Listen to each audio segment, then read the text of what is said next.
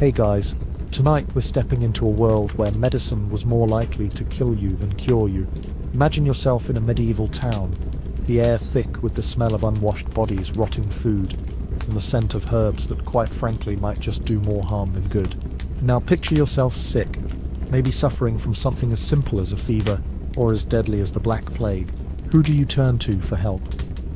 The local doctor, of course, or perhaps a barber surgeon, or a wandering quack promising miracle cure. But don't get too comfortable, because in this time you probably wouldn't survive a visit to a doctor. So before you get comfortable, take a moment to like the video and subscribe, but only if you genuinely enjoy what I do here. Also, let me know where you're tuning in from, and what time it is where you are. Now dim the lights, maybe turn on a fan for that soft background hum, and let's ease into tonight's journey together. In medieval times, doctors were seen as men of great wisdom, skilled in the mysterious arts of healing and magic, ready to cure all ailments. Or were they? Let's be real for a second. Medieval doctors often did more harm than good, and their treatments were as likely to send you to an early grave as to save you.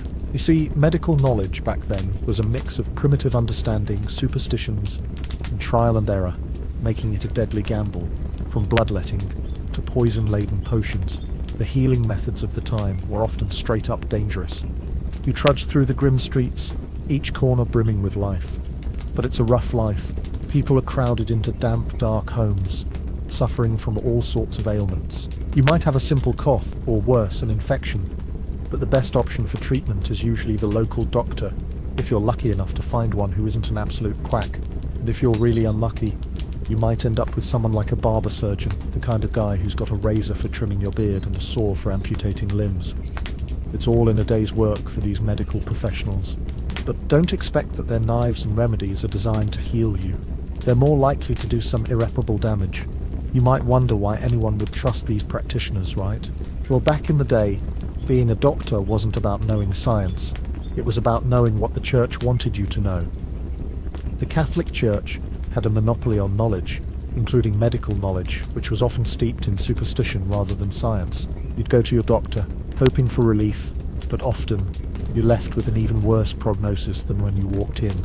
The worst part, people were so desperate to find a cure for their ailments, they would put all their faith into these treatments, no matter how insane they seemed. Historians still argue whether this reliance on the church and superstition was a product of ignorance or a deliberate suppression of any medical advancement that didn't fit the religious narrative. The medieval period was a time of confusion and fear, particularly during the Black Plague, when doctors had absolutely no idea what was causing it or how to treat it.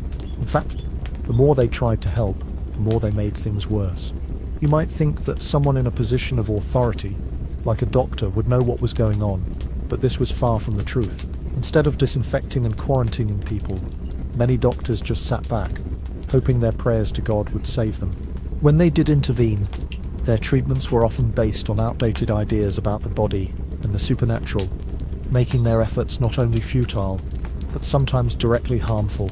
And let's talk about the cure-all methods used by these so-called experts. Take, for example, bloodletting, the favoured treatment for just about everything. Got a headache? Bloodletting. Feeling sluggish? Bloodletting. The idea was that illnesses were caused by an imbalance in the body's four humours: blood, phlegm, yellow bile, and black bile. So, if you were sick, the doctor would drain some of your blood to balance things out. Now imagine this. You're already feeling terrible, and the last thing you need is for someone to come at you with a sharp needle and start draining your life force. Surprisingly, bloodletting didn't just fail to cure people, it often made them weaker or killed them outright. Yet it remained a staple in medieval medicine for centuries. Historians still argue whether the practice was a misguided attempt at science, or just a convenient way for doctors to make money while offering no real benefit. So, you trudge into the doctor's office, or more accurately, a small, dimly lit room filled with unsanitary tools and the smell of something burning in the corner. The doctor is busy preparing his tools, none of which have been sterilized in any way. In fact, medieval medicine was so unsanitary that you might be just as likely to catch an infection from the doctor's instruments as from the illness you were originally seeking treatment for. But like most medieval patients, you'd probably trust the doctor anyway. Why? Because there was no one else. What choice did you have? The medical world was largely unregulated, and without any proper understanding of hygiene, it was common for wounds to become infected, leading to even worse health problems. It's a grim reality, isn't it? A time when seeking medical treatment could lead to a death sentence. But this wasn't just an occasional occurrence. It was the norm, and when you consider how medical knowledge was controlled by the church, you begin to understand why this system of treatment prevailed. The church's influence suppressed the scientific exploration of the human body, keeping knowledge and progress locked away from the public. So, here you are, caught in the middle of a medieval nightmare, where medicine is as likely to kill you as it is to cure you. But what would happen next? Would you survive? Would you be cured? Or would you fall victim to the dangers of medieval medicine, just like so many before you? Keep that thought in mind as we move forward into the next chapter of our journey through medieval medicine. The days drag on as you recover from the visit to the doctor, your body still weak from the treatment, but the dark thoughts that plague you now are of a different kind. You begin to wonder if the doctor was really doing anything to help, or just following some misguided tradition. You've heard about bloodletting, but did it actually work? Or was it just a ritualistic performance of sorts, designed to make the doctor feel like he was doing anything while all the while worsening your condition? Sadly, in the medieval period, many treatments were more about the performance than the cure. Doctors had a set of practices they would follow that were grounded in a mix of superstition, the church's influence, and ancient Greek ideas that weren't even remotely aligned with what we now know about the human body. Let's take bloodletting, the most famous and frequent treatment in the medieval doctor's bag. Picture this. You're sitting in the doctor's chair, feeling utterly miserable. The doctor, who might have a foul breath and unwashed hands, approaches you with a rusty needle or a sharp blade. It's for your own good, he says, his face serious as if he's about to perform a miracle. The goal? Drain your excess blood to bring your humours into balance. If you have a fever, or an infection, or even a cold, well, bloodletting is your cure. To modern ears, this sounds insane, doesn't it? Yet, it wasn't just an occasional treatment. It was a medical cornerstone, often used for a wide variety of ailments. You might wonder, how could anyone believe that draining your blood could cure anything? Well, it wasn't just medieval ignorance. It was the reigning medical theory of the time. In ancient Greece, Hippocrates and Galen had developed the idea of the four humours which were thought to govern a person's health.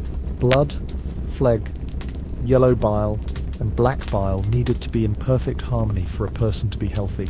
If one humour was out of balance, a person would fall ill, and bloodletting was the solution to fix it. You had too much blood? Well, that's the cause of your illness. Let's take some out. Historians still argue whether bloodletting was solely rooted in this humoral theory, or whether it was more about following tradition, keeping people occupied, or even providing a placebo effect. But let's not get carried away with theory. Let's look at the practical impact. Bloodletting, while it sometimes worked but more often didn't, could be directly harmful. Not only was it ineffective, but it weakened the patient's body by draining its strength. You might walk out feeling lighter, but what you probably didn't realize was that this treatment had left you more vulnerable, making it easier for infections or disease to take hold. And if a doctor's tool wasn't properly sanitized, and spoiler alert, they rarely were, the result could be fatal. Infections were rampant, and without a real understanding of germs, bloodletting often became a breeding ground for bacteria. When you hear about people dying from bloodletting, it wasn't just a coincidence. It was the likely result of an unclean needle and a lack of medical understanding. This practice didn't just stay within the confines of individual doctors' offices. Bloodletting was the medical norm, and was practiced widely in medieval hospitals, often as a standard treatment for everything from headaches to stomach problems. Doctors in medieval hospitals believed that the more blood you lost, the better your chances of being healed. That is, unless you bled out completely. Then you were on your own.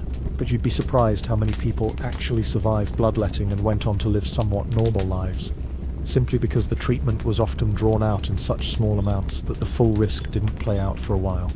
And this wasn't just something that affected the poor or sick. It also reached the rich and powerful. Even kings and queens were subjected to the same dangerous treatments. In fact, some of the most famous royal deaths during the medieval period can be traced back to bloodletting gone wrong. Kings, desperate for a cure to their ailments, were often subjected to multiple rounds of bloodletting, sometimes weakening their bodies to the point where they couldn't recover. Historians still argue whether bloodletting was an acceptable treatment for royalty, because it aligned with the understanding of the humours, or if it was used to justify the power dynamics between doctors and their wealthy patients. The truth is, we'll never know for sure, but it's fair to say that many royal deaths could have been avoided had medical knowledge been more advanced at the time. You might be sitting there thinking, surely they knew that bloodletting didn't work after a while, right? Well, that's the thing. Even when bloodletting began to fall out of favour in the late medieval period, other equally dangerous practices took its place. The reliance on ineffective treatments lasted far longer than it should have. Doctors would hold on to outdated methods not because they didn't know better, but because they couldn't see beyond the theories they had been taught. Medicine at the time was still heavily influenced by tradition, and the so-called experts weren't really open to innovation, partly because the church often controlled what was considered acceptable knowledge. So while some of the more enlightened thinkers started to question the humoral theory, it wasn't until later centuries that the true nature of disease and illness would become understood. But for medieval doctors, they were stuck in the past, cutting patients open and draining them in a last-ditch effort to cure what they didn't truly understand. So there you are, ill, desperate for help, and trusting your doctor to guide you back to health. You probably had no idea that the treatment you were about to undergo was as likely to do more harm than good. And that, my friend, was the terrifying reality of medieval medicine. A world where science had taken a backseat to superstition, and where being a doctor didn't necessarily mean you knew what you were doing. But the journey through this dark history has only just begun. You wake up the next morning, still feeling the effects of your treatment, and wonder whether the medieval doctor was really just an unlucky byproduct of a time when science was more about guessing than knowing. And as you walk the cobbled streets of the medieval city, past the open markets and crowded alleyways, you can't help but think about the incredible irony of it all. You went in for treatment, but instead you were subjected to the whims of unproven dangerous remedies that most likely made your condition worse, not better. The world of medieval medicine was a wild, unpredictable ride, a place where the healing powers of the time often seemed no better than chance, and sometimes far worse. Now, imagine yourself walking into a doctor's office, or what passed for one at the time. It might be a dark, musty room with nothing more than a stone table, some rudimentary tools and a poorly lit lamp, a far cry from the well-equipped hospitals we know today. And, in this terrifying world, there's a practice that's both terrifying and entirely too common: the doctor's reliance on superstition. You may have come to expect a doctor's advice based on years of study or clinical evidence, but in medieval times, superstition played a huge role in everything, from diagnosis to treatment. Let's start with one of the most bizarre and often deadly aspects of medieval medicine: the use of magical cures. Doctors, though often educated in ancient Greek texts, were still influenced by the mystical side of healing spells, prayers to saints, and even the use of charms were common methods employed to treat illness. Think of it this way: you're not only going to a doctor, but also consulting someone who believes that the disease you have could be caused by supernatural forces, evil spirits, demonic possession, or a curse. The treatment? Well, it might involve incantations, holy water, or a charm to ward off evil. Can you imagine the frustration of walking into the doctor's office with a high fever, only to be told that a spirit is causing it, and the remedy is a prayer to Saint Raphael?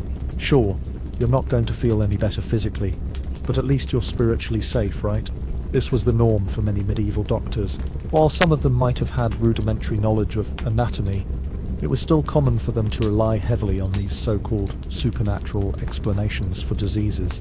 Well, of course, you might think, diseases are caused by the gods or spirit, but for a modern person that mindset sounds absurd, right? After all, we know today that bacteria, viruses, and environmental factors are the actual culprits behind many ailments. But to medieval minds, illness could be a divine punishment, or even a test of faith. This approach didn't just endanger lives, it actively prevented progress in understanding the human body, delaying the advancement of medical science for centuries. Historians still argue whether the widespread belief in supernatural explanations hindered medical progress, or simply reflected the state of knowledge at the time. Some say that without these beliefs, medieval doctors might have explored other, more rational avenues of medicine sooner.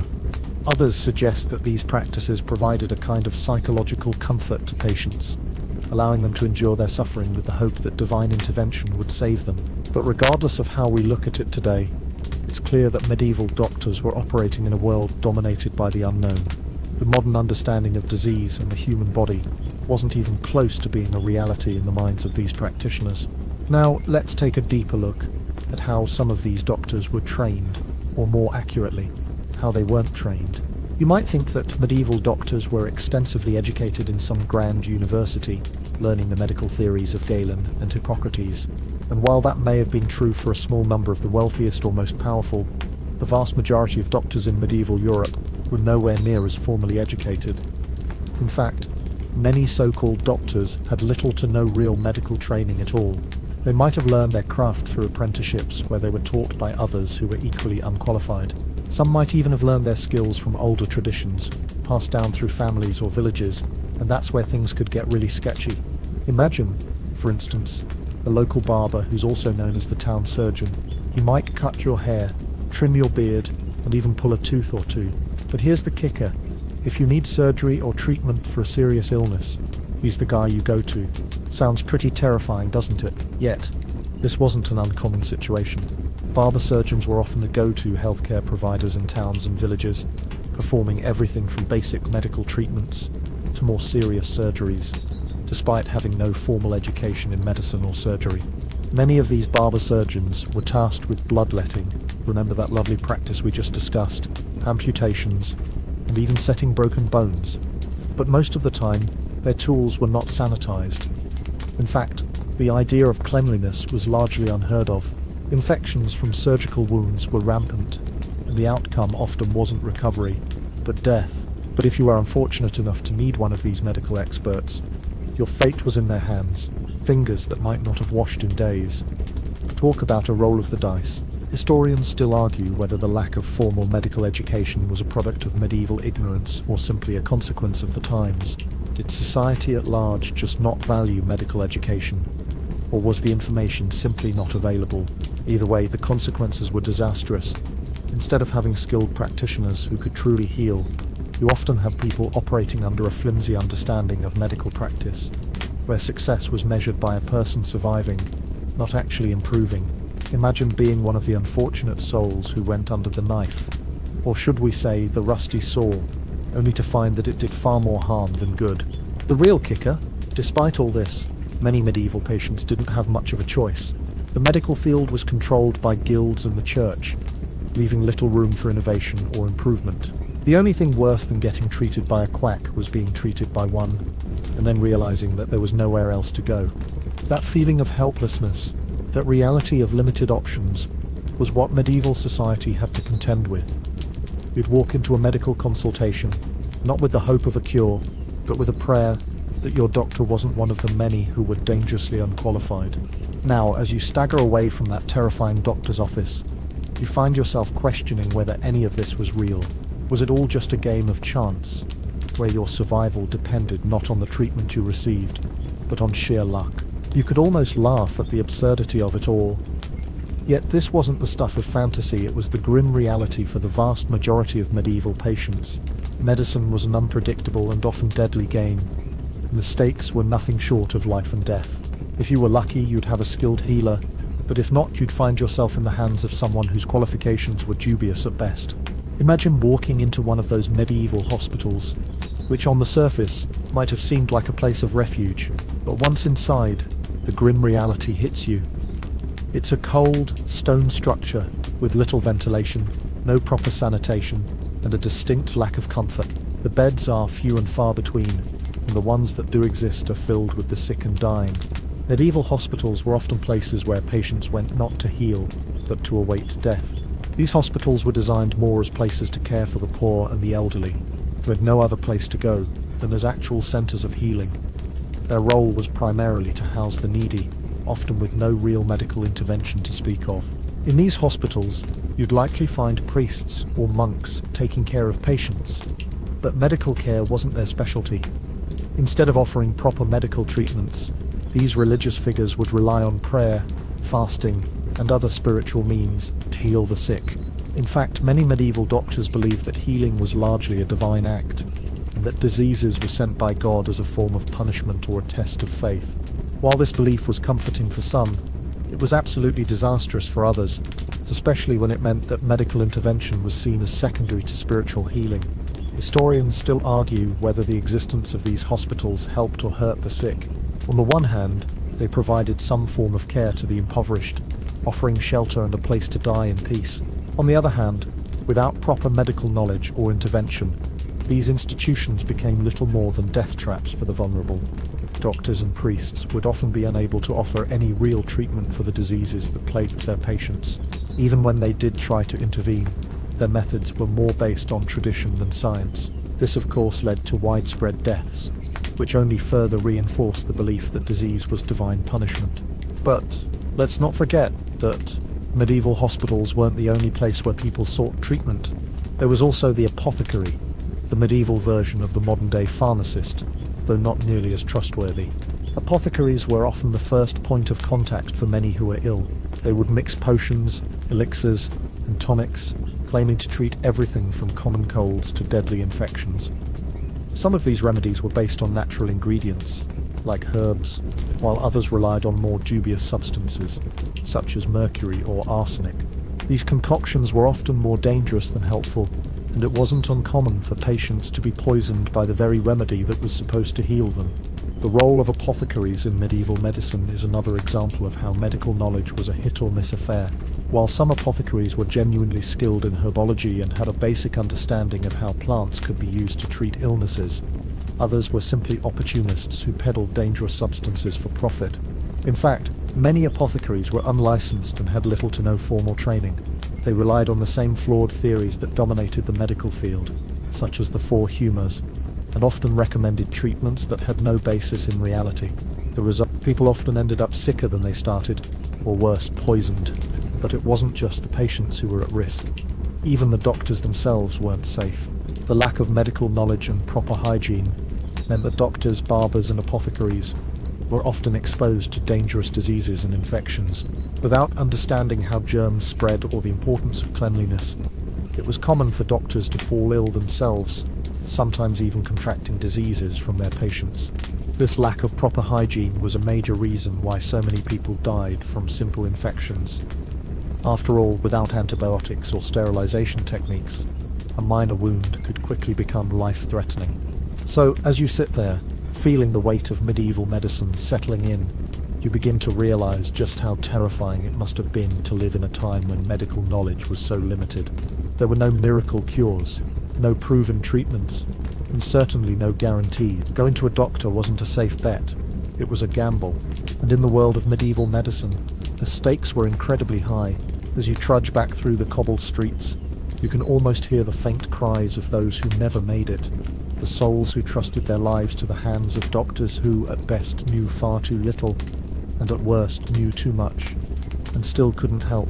It's hard to imagine what it must have been like to live in a world where illness was both a divine punishment and a mystery that no one could solve. But you can see now how the medieval doctors, despite their best efforts, were more likely to hasten your death than provide a cure. In the end, it wasn't just the medicine they practiced.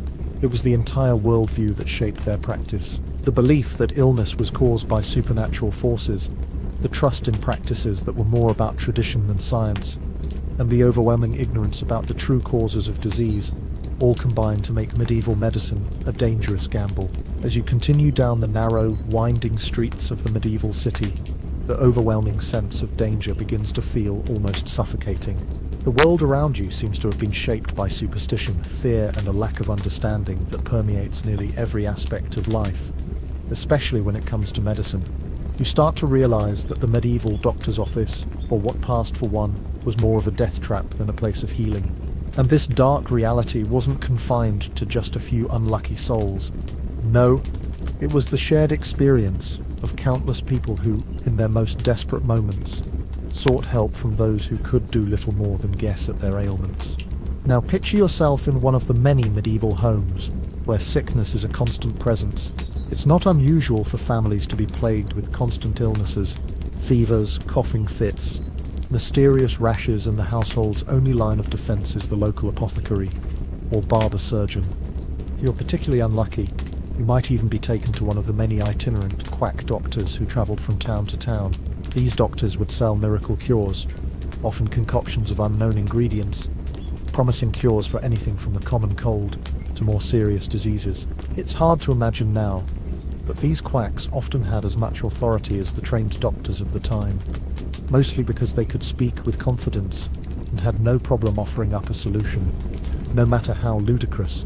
The world of the itinerant doctor was a dangerous one, to say the least.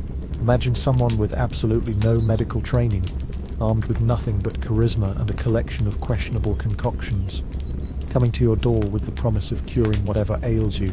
This was the grim reality for many. You might have been offered a potion made from herbs or even animal parts that was said to balance your humours and bring you back to health.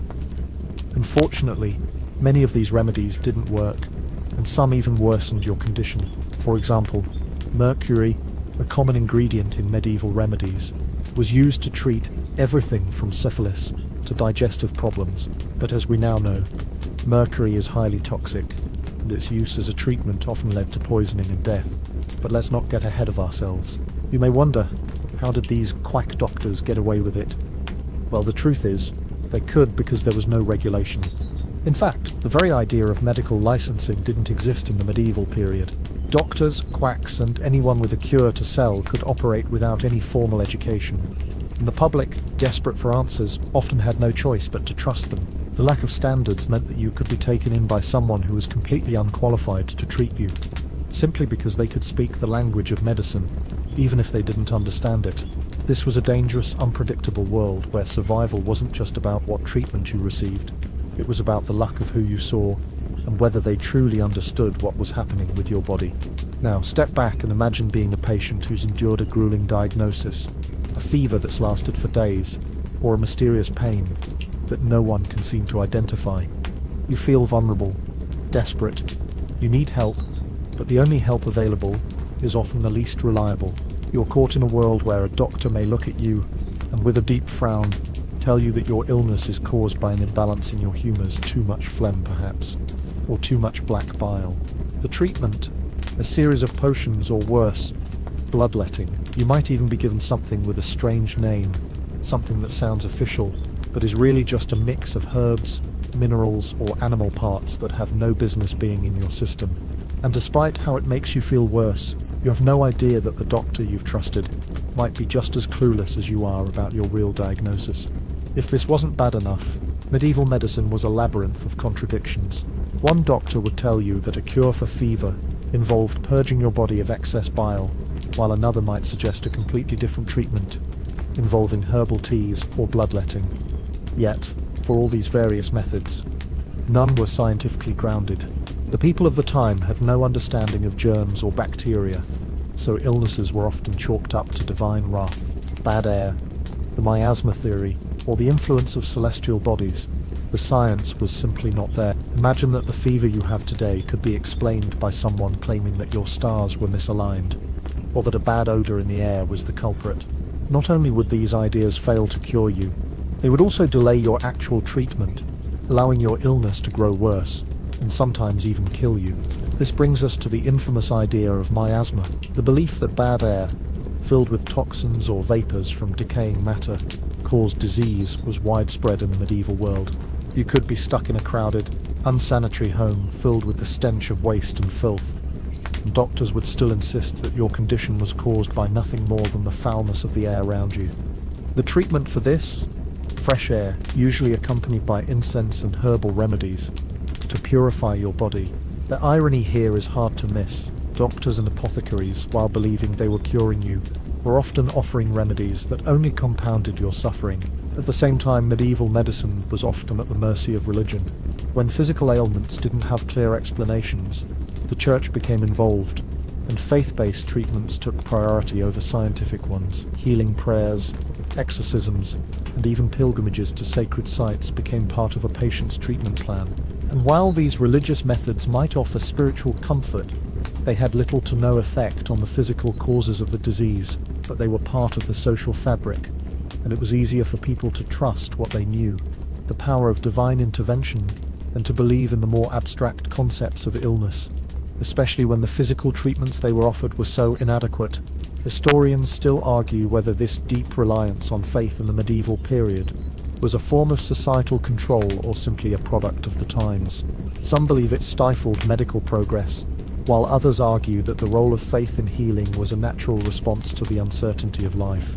One thing is clear though, it wasn't just the treatments that were harmful, but the entire framework of belief that prevented real medical understanding from advancing. So what happens when the medical system is completely ineffective and based on a mix of superstition, incomplete knowledge, and dangerous practices? You might start to realize why, in the face of illness, the medieval world was one of constant fear and uncertainty. People didn't know what was truly making them sick, nor did they know how to cure it, and in their desperation, they clung to whatever they were told would work, even if it was bound to fail. The air seems heavier now, thick with the invisible weight of centuries-old ignorance. You've seen the unfortunate reality of medieval medicine, the way treatments were often worse than the conditions themselves, and how those who sought help from doctors were often only given false hope or worse, further harm. But let's go a bit deeper into the mechanics of this so-called healing system. If you're not already horrified, it's time to take a step further into the grotesque world of medieval medical practices. From barber surgeons to quack remedies, medieval medicine was a terrifying, unpredictable game where the odds were never in your favor. Picture this. You're in a cramped, dimly lit room, probably the only medical space in town, where a barber surgeon is about to treat you. Yes, that's right, a barber surgeon. They weren't just wielding razors for haircuts. They were doubling as surgeons, pulling teeth, performing amputations, and even attempting to cure ailments like broken bones or leprosy. The job was about as unsanitary as it sounds, and if you're unfortunate enough to need surgery, it's not just that these people were unqualified, they were also working with some of the most basic, primitive tools imaginable. In the absence of sterilization, the idea that anything could be fixed through surgery was laughable, at best, but it gets worse. The tools were crude, the knowledge was practically non-existent, and there was a general assumption that if you didn't die from the procedure, you were somehow cured. These doctors worked under the assumption that pain and bleeding were a natural part of the healing process, which in some cases was completely misguided. The absence of any understanding of infections and the importance of hygiene meant that many patients didn't survive the treatments, not because the doctors weren't trying hard enough, but because they had no clue what they were doing. Take, for example, the horrific practice of tooth extraction. If you needed a tooth removed in medieval times, there was no gentle approach. Barber surgeons would often use pliers, which were rarely cleaned and sometimes rusted, to rip your teeth out without any anesthesia. Just imagine being the patient, sitting there in agony, with a greasy, unwashed barber about to wrench a tooth from your skull. You could scream, you could struggle, but all that would do is make the procedure harder. The dentist of the Middle Ages didn't even have access to basic numbing agents or any kind of sterilizing process, so you could almost guarantee an infection would follow. And if you survived the procedure, you might just end up with a mouth full of rotting teeth anyway. You might have thought it couldn't get worse, but it did. The barber surgeons weren't the only culprits in the medical world. You had apothecaries who were also complicit with the poor state of medieval healthcare. Apothecaries were essentially medieval pharmacists, but their potions, powders, and tonics were often as toxic as they were helpful. You might have been handed a concoction containing mercury, a deadly substance, arsenic, or other harmful compounds, under the assumption that it would cure what ailed you. What's worse, there was no way of knowing whether these remedies were good for you, or if the apothecary was simply making a guess based on what had been passed down through the generations. And let's not forget about the potions for the most common of ailments. Headaches, fevers, or the occasional cold. You could find a mixture of crushed herbs, alcohol, and animal fat, which might make you feel dizzy and nauseous, but definitely wouldn't cure your ailment. Worse still, many of these remedies had the opposite effect and made your condition even more dangerous. While some herbs had healing properties, the medieval apothecaries had no concept of dosages, so there was always a risk of overdose. Imagine taking a remedy meant to ease a cough, only to end up hallucinating and vomiting uncontrollably. The truly chilling thing? It wasn't just the poor who suffered from these treatments. Royals were just as vulnerable. Royalty, it seems, were often treated with more danger than the common folk. simply because they were the ones with the most to lose. Take, for instance, the famous case of King Charles II of England, who was treated by his royal doctors with bloodletting to treat a fever, a practice that weakened him considerably. This wasn't an isolated incident. Throughout medieval Europe, kings, queens, and other aristocrats were often subjected to the same harmful treatments. You'd think that wealth and power would ensure the best medical care, but in reality it often meant being subjected to even worse methods of treatment, as doctors and apothecaries tried to show their importance through their costly, ineffective treatments. But how did this system survive for so long? How did people continue to trust a system of medicine that was so obviously dangerous? The answer, in part, lies in the medieval understanding of disease. People of the time didn't understand germs or bacteria, so they turned to explanations that seemed to make sense to them. Many believed that disease was the result of imbalance in the humours, divine punishment, or even bad air, and when no one had any real understanding of what was happening inside the human body, superstition filled in the gaps. People believed, and often still do in the modern era, that what you couldn't see was supernatural, and in the case of medieval medicine, that meant doctors were free to try out anything, no matter how ridiculous it seemed. Historians still argue whether medieval medicine's persistence in these dangerous practices was due to a lack of medical advancement, or the society's refusal to accept new knowledge. There's no question that the medieval mind was caught between the ancient ways of thinking and the slowly emerging scientific understanding that would eventually pave the way for modern medicine. The Middle Ages were a time of incredible darkness in medicine, but they were also a precursor to the Enlightenment that would follow. The cold air of the medieval streets presses in on you, and as you shuffle along, you begin to reflect on just how much danger a visit to the doctor could really bring. When you think about it, it wasn't just the lack of knowledge that made medieval medicine so deadly. It was the pervasive influence of religion and superstition on medical practices. You see, the medieval understanding of illness wasn't just about a failure to understand biology or anatomy. It was about a profound misunderstanding of the very nature of sickness and health, rooted deeply in religious and spiritual beliefs.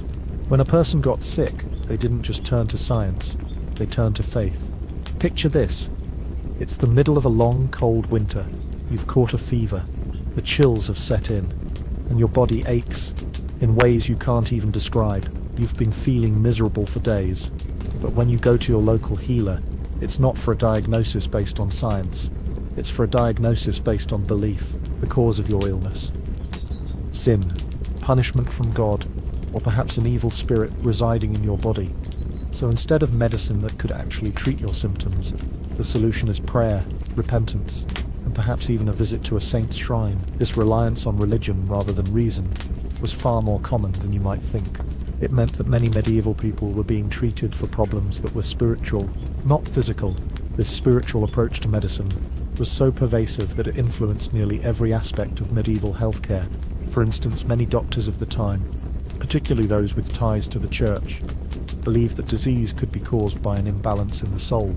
For them, it wasn't just about your physical body, it was about your soul and your relationship with God. Your sickness was often viewed as divine retribution for some misdeed, whether it was a moral failing or an ancestral curse. In this mindset, the body was just the vessel for the soul, and if your soul was at odds with God's will, no amount of bloodletting, potions, or herbal remedies could fix it. You were in need of spiritual healing, not medical intervention. And don't forget the role of exorcism in medieval medicine. If a patient's symptoms seemed too strange or violent, convulsions, fever, delirium, then the cause might be demonic possession. Instead of offering any form of medical treatment, many doctors and healers would resort to exorcisms or other religious rituals to purge the spirit from the afflicted body. It's no surprise that many of the patients who received these treatments didn't make it. An exorcism could last hours, with little more than prayer and physical exertion as its treatment. Instead of diagnosing the underlying cause, say epilepsy, a fever, or perhaps even the beginnings of a mental illness, doctors would attribute the symptoms to supernatural forces. In these cases, medieval doctors were essentially powerless to treat the root cause, and patients often faced even more suffering as a result of misguided spiritual cures. Now let's talk about the role of the Catholic Church, which held absolute sway over nearly every aspect of life, including medicine. The Church not only influenced people's beliefs about disease, but also controlled who could practice medicine. Medical knowledge was largely filtered through the Church's teachings, and anything that didn't align with the church's teachings was often dismissed or even persecuted. Think about this. While the church was the keeper of knowledge, it was also an obstacle to true medical progress.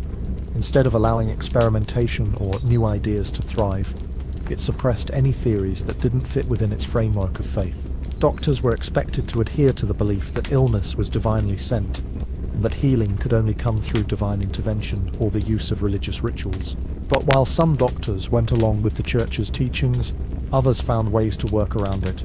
In fact, some of the more advanced medical ideas that were emerging during the Middle Ages came from places outside of Christian Europe, like the Islamic world. During the so-called Golden Age of Islam, physicians like Avicenna and Al-Razi were making significant strides in understanding anatomy, disease, and treatment. Yet, these advances couldn't gain ground in the Christian world due to the tight grip of the church. The church's attitude towards scientific exploration often condemned those who wanted to pursue alternative medical knowledge.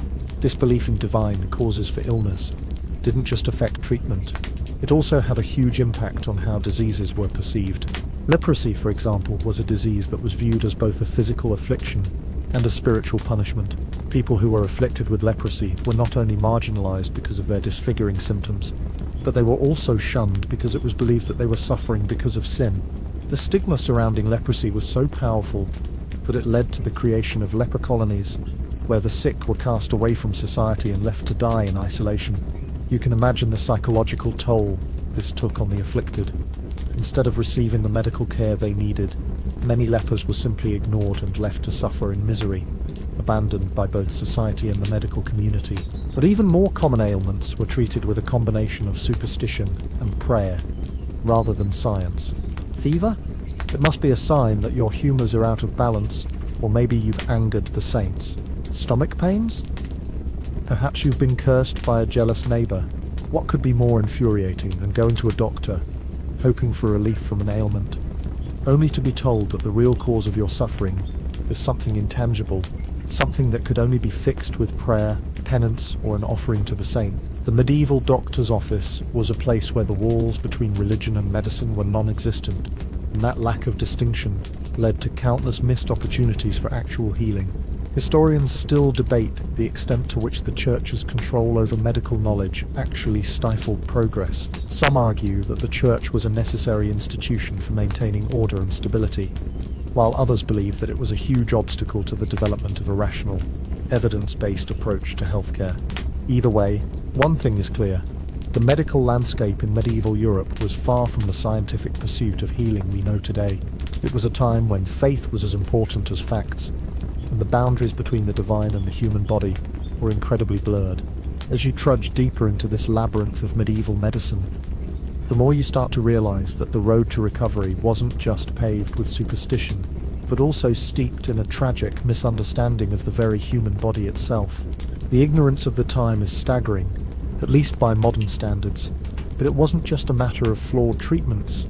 No medieval medicine was built on a profound lack of anatomical knowledge. This gap in understanding made treatments even more hazardous than they needed to be. Imagine for a moment being in the patient's shoes, sitting in a dark and damp room, awaiting your fate. The doctor, dressed in robes, approaches you, his face grim. Instead of a stethoscope, he has a collection of tools, poultices, syringes that look more like medieval torture devices, and of course the famous lancet for bloodletting. He's about to cure you, but his understanding of how the body works is utterly wrong. The physician still believes in the ancient Greek theories of humours, that your body's health depends on the balance between blood, phlegm, yellow bile, and black bile. If any of these humours is out of sync, then you are sick. So the treatment is based on this theory, not on anything resembling actual biology. Now, imagine this. You're suffering from a serious illness, maybe a fever, maybe something more severe. The doctor, without any understanding of germs or the role of the immune system, proceeds to bleed you, believing that your body's imbalance is the root cause of your suffering. There's no understanding of viruses, bacteria, or infection, so the idea of sterilization doesn't even exist. The tools, possibly covered in the blood of previous patients, are as likely to infect you as to help. And let's face it, they weren't doing this because they were sadistic. Quite the opposite. They believed they were doing the right thing, based on the knowledge available to them, but all it did was open you up to the very things that would end up killing you. Historians still debate the true extent of medieval medical ignorance. Some believe that the theories of ancient physicians like Hippocrates and Galen were taken as gospel for far too long, stifling true progress. Others argue that, given the time period, medieval doctors were simply working with what little they had, ancient texts, religious dogma, and primitive tools, and couldn't have known better. Regardless of where scholars land on this issue, the truth is undeniable. Medieval medicine, while it may have had its few successes, was a dangerous game of trial and error, where your life was often in the hands of someone who had no real understanding of what was happening inside your body. Take surgery, for example.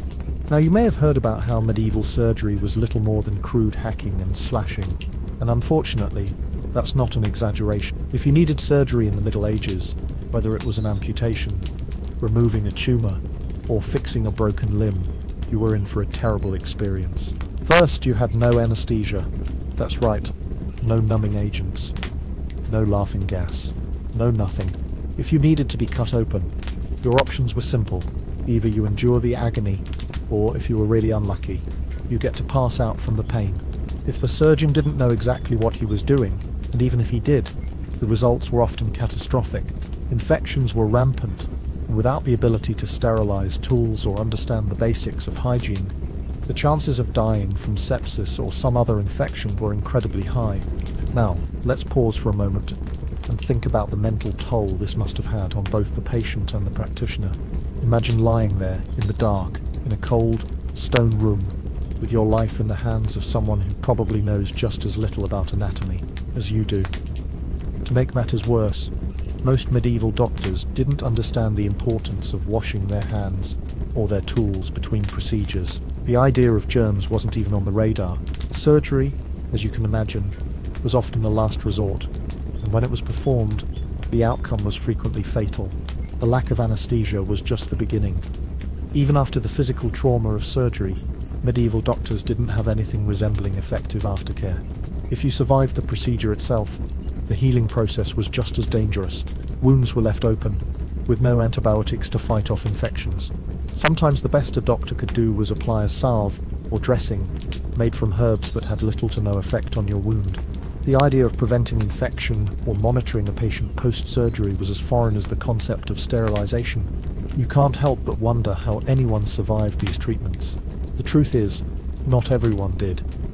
It's estimated that a staggering number of people died not from their original ailments, but from the treatments themselves. Even those who survived could be left with lifelong scars, both physical and emotional. The human body was a mystery, and medieval medicine was like a game of Russian roulette. Only the lucky ones made it through. And the reason so many died, well, it wasn't just the ignorance of the doctors, it was also the prevailing mindset of the time. Without knowledge of anatomy or germs, without any concept of hygiene, medieval doctors were essentially doing the best they could with absolutely no understanding of what was going wrong. To them, death was just a natural part of life, an inevitable outcome, and when a patient didn't survive, it wasn't necessarily seen as a failure of the doctor, but simply the will of God or fate. Historians still argue whether the medieval period truly stifled medical progress, or if the lack of scientific knowledge was simply a result of the time. One thing's for sure, what would seem like the most basic intuitive steps to prevent harm in medicine today, like sterilizing tools or washing hands, were foreign concepts in the medieval world. Instead of doing no harm, these practices were often the cause of untold suffering and death. You can almost hear the sighs of medieval patients as they were led to their inevitable fate, knowing that the treatment they were about to receive would likely cause more harm than healing. And as they looked into the eyes of the doctor who, despite his best intentions, was just as clueless as the patient about how to truly heal them, there was no one to turn to for better answers. The road to recovery in medieval times wasn't just dangerous, it was often impossible. The medieval world, as you wander through it, is a harsh and unforgiving place. The very streets are soaked in the stench of illness, death, and decay. Every corner, every alley, is filled with people who, in some way or another, are at the mercy of a medical system that lacks the basic principles of modern healthcare. As you walk, you can't help but feel the constant threat of disease looming over the city. Diseases that today we understand so well, Back then, however, they were little more than mysteries, often seen as punishments or curses sent by the divine, and this misunderstanding led to many medical practitioners making more deadly mistakes. You might have heard of the infamous Black Plague, one of the most devastating pandemics in human history. As you walk the medieval streets, you can practically feel the weight of it in the air. The plague had swept through Europe, wiping out a staggering portion of the population. Yet, the response from doctors was, at best, ineffective, and at worst, downright harmful. Picture this. It's the 14th century, and you're caught in the grips of the Black Death. You go to your doctor, seeking help, hoping for any relief. What do you get? Bloodletting, prayers, and incense, none of which would have the slightest impact on a bacterium as deadly as the one causing the plague. Medieval doctors, despite their best efforts, couldn't fathom the cause of such an outbreak. They didn't understand that diseases could be transmitted through bacteria, or that the best way to avoid illness was cleanliness and isolation. Instead, doctors relied heavily on the miasma theory, the belief that bad air or foul vapours carried diseases. According to this theory, the air in plague-ridden areas was poisoned, and the solution was to purify the air, usually with incense, fire, or aromatic herbs. Some doctors even thought that keeping a patient in a room with sweet-smelling flowers and perfumes could ward off the plague. Unfortunately, these remedies only served to waste time and resources, while allowing the disease to spread even further. This misunderstanding of disease transmission wasn't just confined to the Black Death. Throughout the medieval period, the idea of contagion was poorly understood. You might have noticed how people in towns would become sick en masse after a feast or a large gathering, and yet, the connection between these shared experiences and the spread of illness was never made. Instead of quarantining the sick or taking steps to prevent contagion, medieval doctors would rely on treatments that were often based on false beliefs. Instead of encouraging hygiene or social distancing, which of course weren't even concepts yet, they would pray, perform rituals, and use ineffective medicines that did nothing to address the root cause of the disease. And while the plague raged on, medieval doctors found themselves in a constant battle with both nature and ignorance. They were not entirely without tools. Herbal remedies, for example, were a staple of medieval medical treatment. But these too were often a dangerous game of trial and error. Take, for instance, the use of mercury, which was commonly prescribed for everything from syphilis to digestive issues. While it did, in some rare cases, relieve certain symptoms, it was ultimately a poison. Prolonged exposure to mercury led to severe health problems, and many who took it found themselves suffering even worse fates than if they had never received treatment at all. Yet, despite the failure of these treatments, the belief in the power of cures persisted. Many medieval doctors believed that their prescribed remedies, no matter how toxic, were doing some good. The concept of trial and error simply didn't exist in the way we understand it today. What we would consider a dangerous and deadly concoction was often seen as a medically acceptable treatment, simply because it had been passed down through tradition or recommended by an authoritative figure. Even the concept of quarantine, which could have potentially slowed the spread of the plague, wasn't fully understood. Towns would sometimes isolate the sick, but not consistently or effectively, and the very idea of sanitizing and disinfecting tools, which we know today is crucial in preventing infections, was unheard of. Surgeons and doctors would use the same dirty instruments on patient after patient, increasing the risk of cross-contamination. The body's internal workings were a mystery, and even simple practices like washing hands before surgery, something we now take for granted, were not part of their understanding. Infections were rampant, and many patients died not from the illness they were originally suffering from, but from post-surgical infections. But it wasn't just the poor treatment options that led to so many deaths. It was also the widespread belief in divine intervention and fate. Sickness, disease, and even death were viewed as divine punishment. If you were ill, it could very well be because you had angered God, or because your soul was in need of spiritual cleansing. This belief permeated the medical field, with doctors often seeing their role not as providing scientific treatments, but as offering spiritual guidance. Prayer, penance, and other religious rituals were often prescribed instead of actual medical intervention. The role of the Church in medicine can't be understated. The Church held a monopoly on knowledge, and its influence on medical practice was profound. The Church's teachings prevented the development of more scientific approaches to medicine. If doctors had dared to question the teachings of the Church, They risked being branded as heretics. The religious framework that governed medieval medicine led to a dangerous stagnation in medical knowledge. Instead of encouraging progress or innovation, the Church focused on maintaining its own control over knowledge, often at the expense of human lives. Historians still debate the true impact of the Church's role in stifling medical progress. Some argue that the Church's influence was necessary, providing a sense of order and stability in an otherwise chaotic world. Others, however, believe that the Church's grip on knowledge delayed the rise of modern medicine by centuries. Either way, the result was the same. Medical care during the medieval period was a dangerous gamble, and for many, it ended in tragedy. Now, with the Black Death behind you, and the medieval medical system exposed for what it truly was, ignorant, superstitious, and often deadly, it's difficult to imagine what it must have been like for the millions of people who lived through it. For those who suffered from diseases without proper treatment, for those who watched their loved ones die because the doctors they trusted were armed with nothing but outdated ideas, the medieval period was an unforgiving time. And in a world where the body was a mystery, medicine was often more about faith than facts. The longer you linger in the shadow of medieval medicine, the more you start to understand the gravity of the situation. You've walked through the lives of the sick and the dying, and witnessed how medieval doctors, despite their best intentions, were often the ones who caused more harm than healing. But there's something even darker lurking beneath the surface, something that wasn't just ineffective, but deeply exploitative. This was the world of quack doctors and unregulated medical practitioners who were willing to sell snake oil, not because they had a genuine belief in healing, but because they saw the desperate state of society as an opportunity for profit. Let's take a closer look at the world of the quack doctor, who roamed freely through medieval towns and villages, preying on the sick, the desperate, and the uninformed. Imagine being an ill, impoverished peasant in the Middle Ages, struggling with a mysterious illness. Perhaps you've already visited the local barber surgeon, only to be told that there's nothing more they can do for you. The treatments they've given you haven't worked, and now you're out of options. That's when you hear about the travelling doctor, a miracle healer who claims to cure all your ailments with a simple tincture or potion. He's got no credentials, no real training, but he's selling a quick fix. The crowd loves him.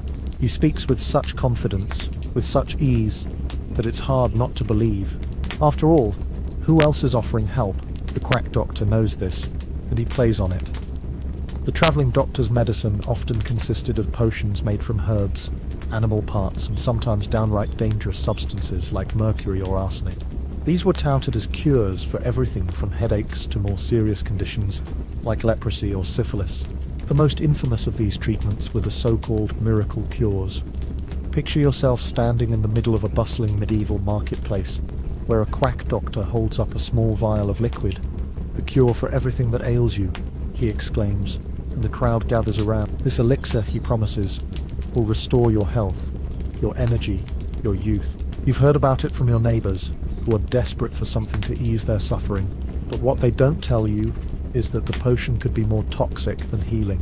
There was no regulation, no oversight, and no real understanding of what the ingredients could do. What was marketed as a miracle cure was often a slow poison. What makes this situation even more terrifying is the complete lack of accountability. With no established medical standards, anyone could call themselves a doctor.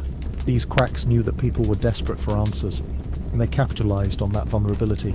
In fact, some of these doctors didn't even believe in the efficacy of their cures.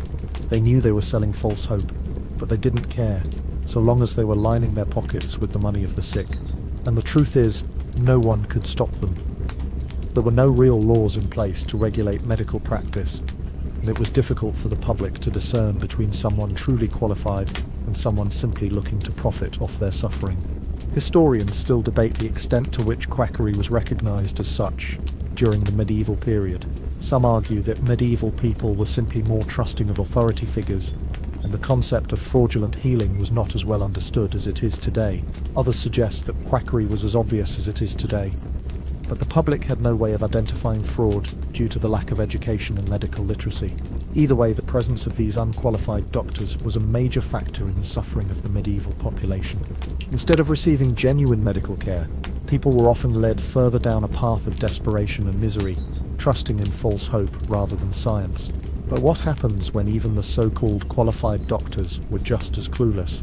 In medieval times, there were only a few methods of educating doctors, and they were incredibly flawed. Most doctors were trained at universities, which were often little more than religious institutions. Medical education was dominated by ancient texts, like the writings of Galen and Hippocrates, that had long been surpassed by scientific discovery. But these texts were all that doctors had to work with. Their education was based on outdated ideas, many of which were founded on the premise of bodily humours, not on any actual understanding of anatomy or disease. These doctors weren't quacks in the traditional sense. They believed they were helping, but their education was built on flawed ideas. They didn't have the benefit of modern knowledge, and so their treatments were often based on superstition and poor science. Consider this. A medieval doctor had no way of knowing the connection between germs and disease, and no understanding of the immune system. When someone came to him with an infection, he would have no idea that bacteria or viruses were the real culprits. Instead, he would rely on the ancient belief in humours, the idea that your body was made up of 4 basic fluids that needed to be in balance for you to be healthy. If you were sick, it was because one of those humours was out of whack, and the solution was to balance your humours by either purging your body of certain fluids or bleeding you.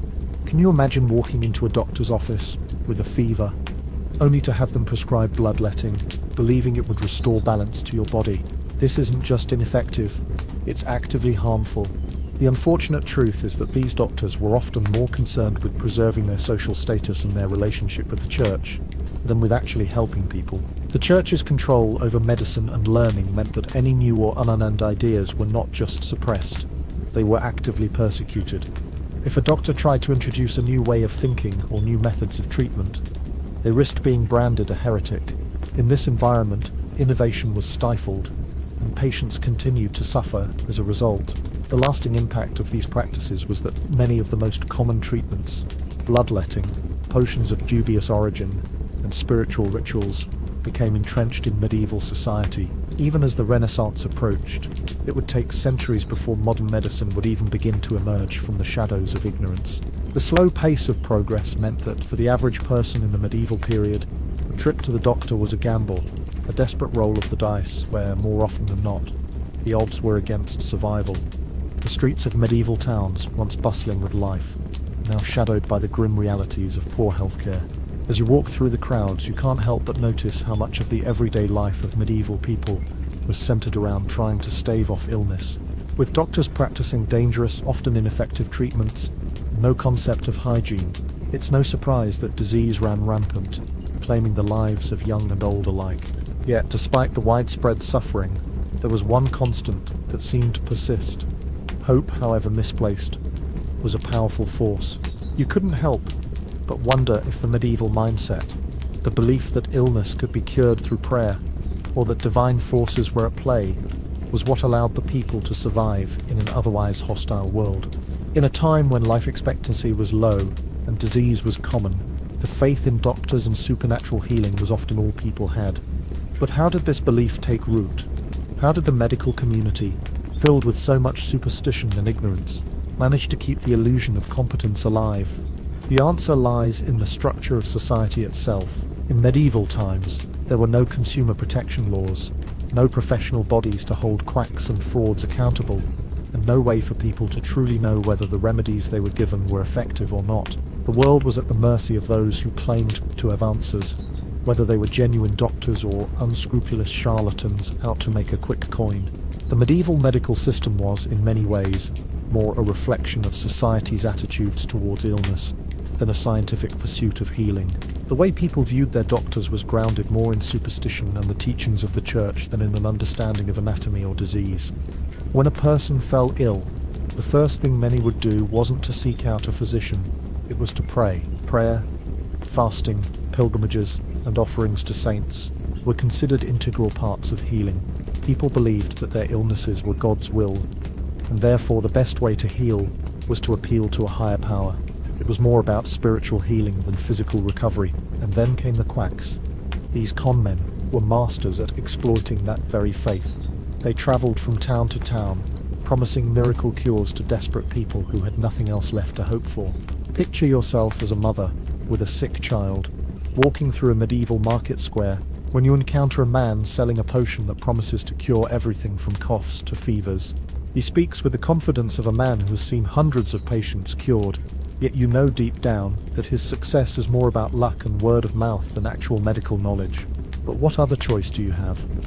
The real doctors are just as likely to make your condition worse.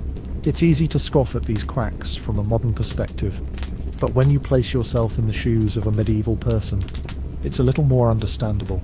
There was no public health education, no understanding of how diseases were spread, no scientific explanation for illnesses. If the plague struck, you could only look to the heavens for answers. It's no wonder that in the face of this uncertainty, people latched onto the false hope offered by anyone who seemed to have even a shred of understanding about healing. One particularly notorious group of quacks were the apothecaries, essentially the medieval pharmacists, but with a far more dubious reputation. In a world where magic, religion, and medicine often blurred together, apothecaries were often more interested in making a quick profit than actually providing cures. Their potions, brewed from herbs, minerals, and animal parts, were often as likely to poison you as to cure you. In some cases, the apothecary would mix a bit of arsenic or mercury into a concoction, promising that it would purge the disease from your body. But the effects of these dangerous substances often made the patient sicker, or worse, killed them. At the same time, apothecaries and other so-called doctors continued to peddle remedies for more common ailments, like stomach aches, headaches, and minor injuries. For example, a common remedy for headaches involved a concoction made from crushed snail shells or pulverized bone, which had little to no therapeutic effect, but was still used regularly. And let's not forget the famous cure-all elixirs, which were sold as magic potions to fix everything from impotence to depression. They were often laced with alcohol, opium, or other mood-altering substances, which could make you feel better in the short term, but in the long term, just contributed to addiction and further ill health. But where did all this confusion and dangerous treatment come from? Well, one major reason for the widespread ignorance in medieval medicine was the complete lack of any formal medical training or regulation. Doctors were not required to have any specific qualifications or even a basic understanding of human anatomy. As we've seen, medical knowledge was passed down in an almost arbitrary manner through apprenticeships, folk traditions, or religious edicts. If you could read and write, you could become a doctor, or at least that's how it worked in many cases. In fact, many doctors during the medieval period had little to no understanding of the body's internal workings, relying instead on theories and philosophies that had been around for centuries, like the idea of the four humours. Even as late as the 16th century, when some of the greatest thinkers of the time were discovering the basics of human anatomy, many medieval doctors still believed in these outdated ideas. The role of the church also compounded the situation. For centuries, the church not only controlled the spiritual life of the people, but also held great influence over medical practices. While the church did contribute to the preservation of ancient knowledge, it also suppressed new ideas that contradicted its teachings. Any medical theory that was too earthly, or didn't align with religious doctrine, was likely to be rejected. The result was a medical system that was as rooted in faith as it was in ignorance, with patients' bodies being treated like spiritual objects rather than physical ones. Historians continue to debate the Church's role in stifling medical progress. Some argue that the Church's domination of knowledge helped maintain a sense of order and structure during a chaotic time, while others contend that it actively held back the development of scientific understanding. What is clear, though, is that the Church's authority, combined with a lack of medical knowledge and a strong belief in the supernatural, created a perfect storm for a medical system that was as likely to harm you as it was to heal you. So, as you walk through this medieval landscape, with its cobbled streets and looming cathedrals, you can't help but feel a bit of empathy for those who lived in this world. They were surrounded by disease, superstition, and a medical system that was often nothing more than a dangerous guessing game. The people were trapped in a web of ignorance, forced to rely on quacks, barbers, and unqualified doctors who knew just enough to harm them. But as we look back, we also see the beginning of a shift, a gradual move toward a more scientific understanding of medicine, one that would take centuries to fully develop. The medieval period was just the beginning, and while its medical practices were cruel and often fatal, they paved the way for the medical revolutions that followed. Still, the journey toward real healing, grounded in science, was a slow one. one where progress came only after countless lives were lost to the whims of medieval practitioners. As you continue to wander through this medieval world, it becomes more and more clear that the gap between what we now know about medicine and what was understood back then was enormous. But what makes this story even more fascinating and tragic is the fact that medieval medicine wasn't just about ignorance, it was also about the perils of being locked in a system that failed to evolve. So many people, rich and poor alike, were caught in this web of old beliefs, superstitions and practices that were doomed from the start. But how did it all unfold? And how did medicine begin to evolve, even within a system that was so firmly entrenched in the past? Take a step back and imagine yourself in the late Middle Ages, when the first inklings of scientific inquiry began to take root. You've lived your whole life in a world where the church dictates much of the knowledge about the human body and illness. But suddenly, you start hearing rumours, whispers, really, about doctors who are starting to question the old ways. They aren't just looking at the humours anymore. They're looking at the body itself, studying anatomy, and actually doing dissections. Can you imagine how groundbreaking that must have been? For centuries, human dissection was considered taboo, a practice deemed sacrilegious by the church. But as knowledge slowly seeped through, some brave doctors began to push the boundaries. But let's be clear, this wasn't some magical eureka moment. The road to modern medicine was long, hard, and marked by fierce resistance. Picture yourself as a young medical student in one of the first universities to offer a more scientific approach to medicine. You're learning from ancient texts, but there's something new in the air. You're being encouraged to look at the body, not through the lens of Galen's humours or religious dogma, but as an actual functioning system of organs, tissues and fluids. For the first time, you're beginning to see that the human body doesn't operate based on divine intervention. It operates according to natural laws which can be studied, understood and even manipulated. However, this movement towards scientific medicine wasn't without its hurdles. Many of the traditional practices, bloodletting, prayer-based healing, and even certain herbal remedies, remained popular. Doctors who tried to introduce scientific methods were often met with hostility, not just from the public, but from their peers and even the church. After all, questioning the teachings of the church was dangerous, and the idea that illness could be treated through physical means rather than spiritual ones was radical. Imagine being one of those brave few, standing up in front of your peers and proclaiming that the root cause of disease might not be the wrath of God, but something far more tangible, like bacteria or viruses. You'd be risking your career, your reputation, and possibly even your life. Yet, it was precisely these brave thinkers, those willing to step outside the accepted boundaries of medieval thought, that would eventually pave the way for modern medical practices. You begin to see that this was a slow shift, a quiet revolution in the world of medicine. It wasn't until the Renaissance, when thinkers like Andreas Vesalius, who is often credited as the father of modern anatomy, started challenging ancient ideas with actual evidence. Vesalius was one of the first to publicly dissect human cadavers to study anatomy, and his groundbreaking work, De Humani Corporis Fabrica, marked a dramatic departure from the classical views that had dominated for over 1,000 years. This marked a shift from theory-based medicine to evidence-based medicine, a change that would take centuries to fully take hold. But it was this exact shift, built on dissection and a deeper understanding of the human body, that slowly began to replace the dangerous practices of medieval doctors. However, the transition from medieval to Renaissance medicine wasn't a clean break. It's easy to think of the Middle Ages as a time of absolute ignorance, but the truth is more complicated. While some aspects of medicine were primitive, there were also advancements that laid the groundwork for future progress. For instance, medieval hospitals, while often dirty and disorganized, were still places where people could find care, and over time they became somewhat more regulated. Medical schools started to pop up, many of which were still influenced by ancient texts, but began incorporating more hands-on learning, leading to a better understanding of how the body functioned. Some medieval treatments, like the use of certain herbs or the practice of using minor surgery for wounds, were actually effective and formed the basis for later practices. But it wasn't just the doctors and medical practitioners who began questioning the accepted norms. It was also the public's growing dissatisfaction with the results of medieval medicine. After centuries of suffering under ineffective and harmful treatments, the people of medieval Europe began to question the legitimacy of their healers. When the Church's spiritual cures failed to provide real relief from diseases like the Black Plague, people started to look beyond traditional methods for answers. Slowly but surely, the rise of universities, advancements in scientific thought, and the decline of the Church's control over intellectual inquiry laid the foundation for a new era of medicine. It wasn't until the scientific revolution, hundreds of years later, that the principles of modern medicine would really take root.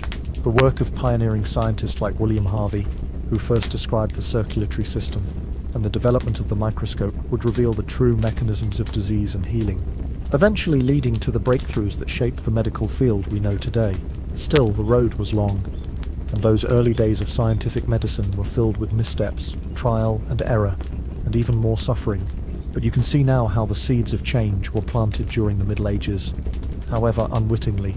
It wasn't just about cutting out superstition, it was about pushing the boundaries of what was possible, challenging everything that had been accepted for centuries. As you look back on the journey of medieval medicine, you begin to understand that it wasn't all a time of blind ignorance and suffering. There were pockets of progress, breakthroughs, and moments of bravery that helped shift the course of medical history. What you witnessed in the streets of medieval Europe wasn't just a system that failed people. It was a system that laid the foundation for the advancements that would come in later centuries. It's a stark reminder that progress is rarely linear. Sometimes it takes centuries of trial and error, of mistakes and failures, to arrive at something that works. And even though the medieval doctors may not have known what they were doing, the lessons they learned, often at the cost of their patients, were crucial steps toward the future of medicine. It's easy to criticize medieval practices from a modern perspective, but without those early attempts, without those unscientific treatments and unqualified doctors, the path to modern medical understanding would have taken much longer. In a way, the suffering of countless patients was not in vain. It was part of the long, slow march towards the medicine we now take for granted. As you step further into the evolving world of medieval medicine, you begin to notice something both tragic and illuminating.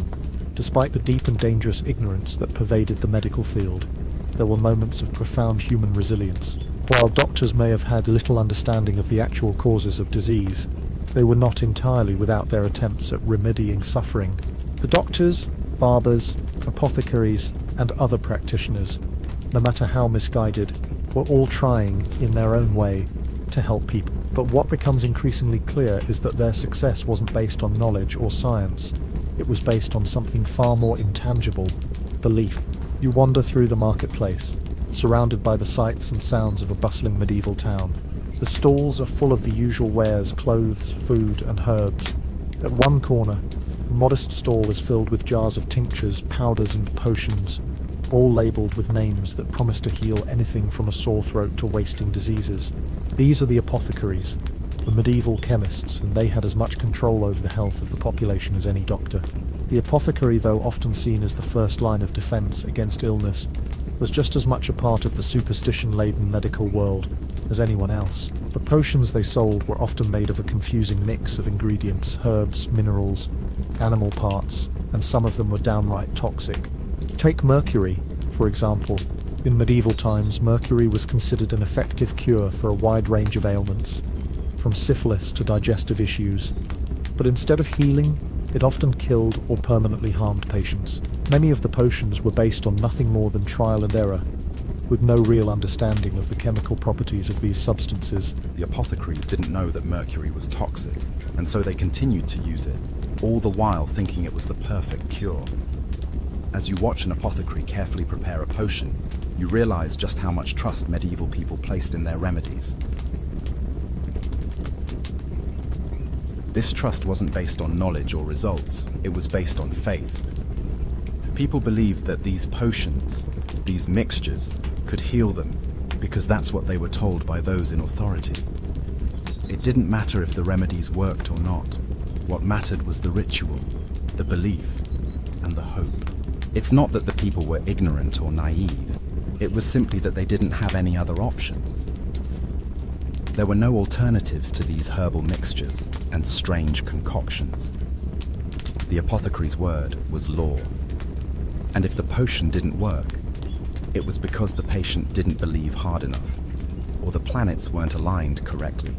This belief system stretched beyond just the apothecaries.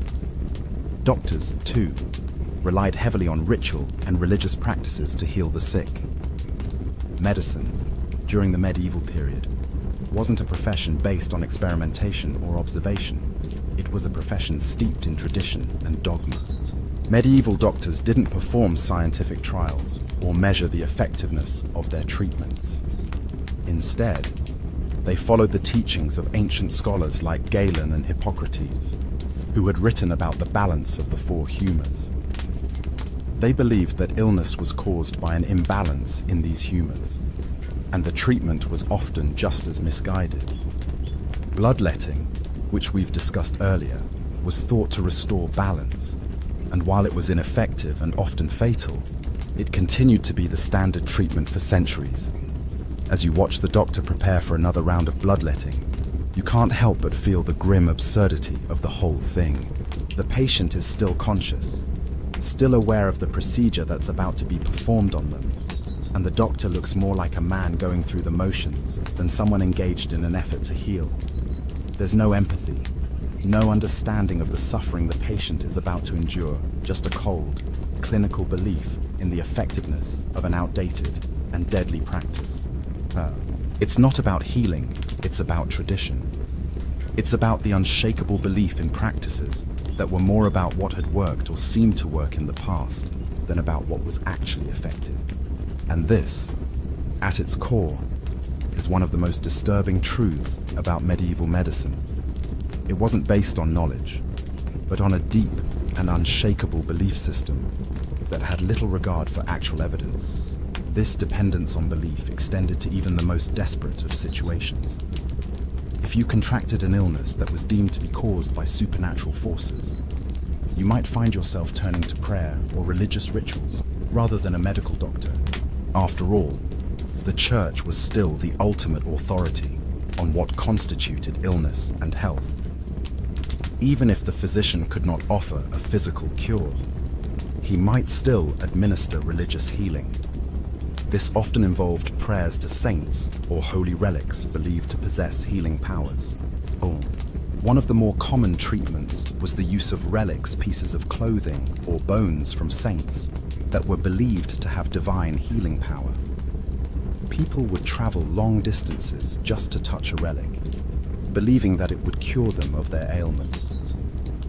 The practice, while obviously lacking any scientific backing, gave people something tangible to hold on to in their despair. Historians still debate how much of medieval medicine was truly based on the scientific knowledge of the time versus how much was shaped by social and cultural forces like religion and superstition. Did people truly believe in these practices because they had no better options?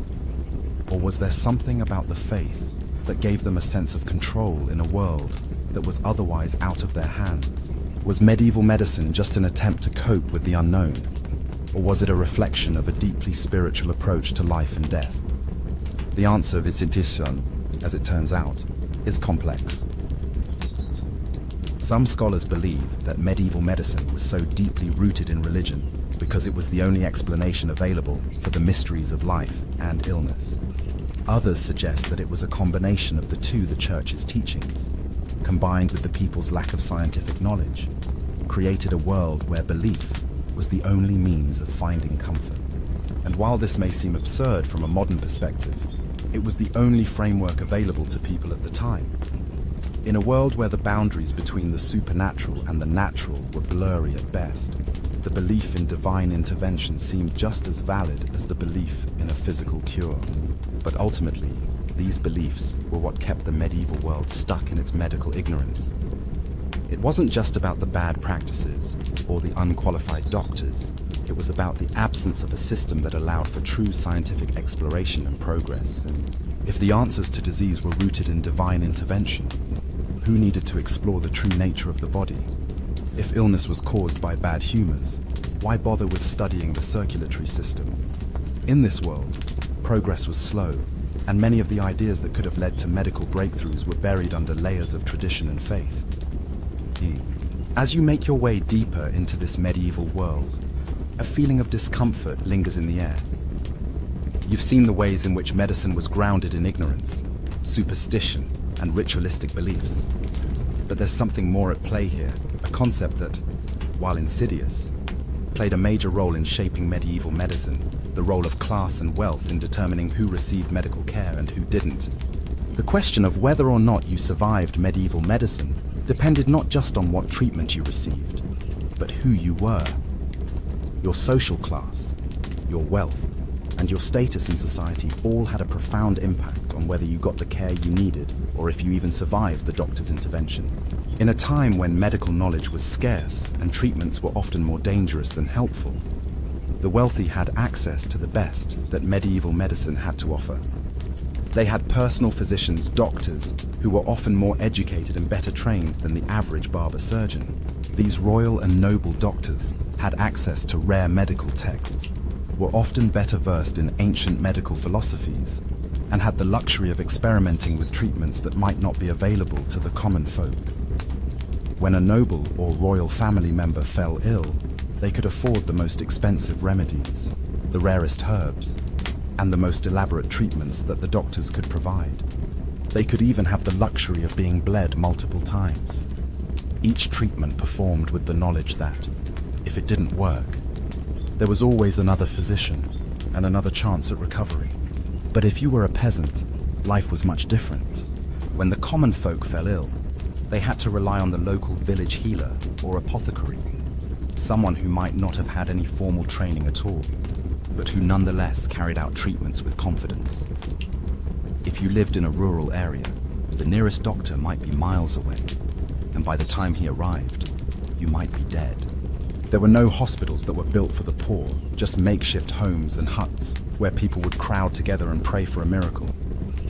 The lack of access to proper care meant that the poorer classes were disproportionately affected by the dangers of medieval medicine, with the likelihood of surviving a serious illness much lower than that of the wealthy. This social disparity didn't just extend to medical care, it also shaped the treatments available to you. If you were poor, your options were limited to the cheap remedies and treatments available at the local market or from quack doctors.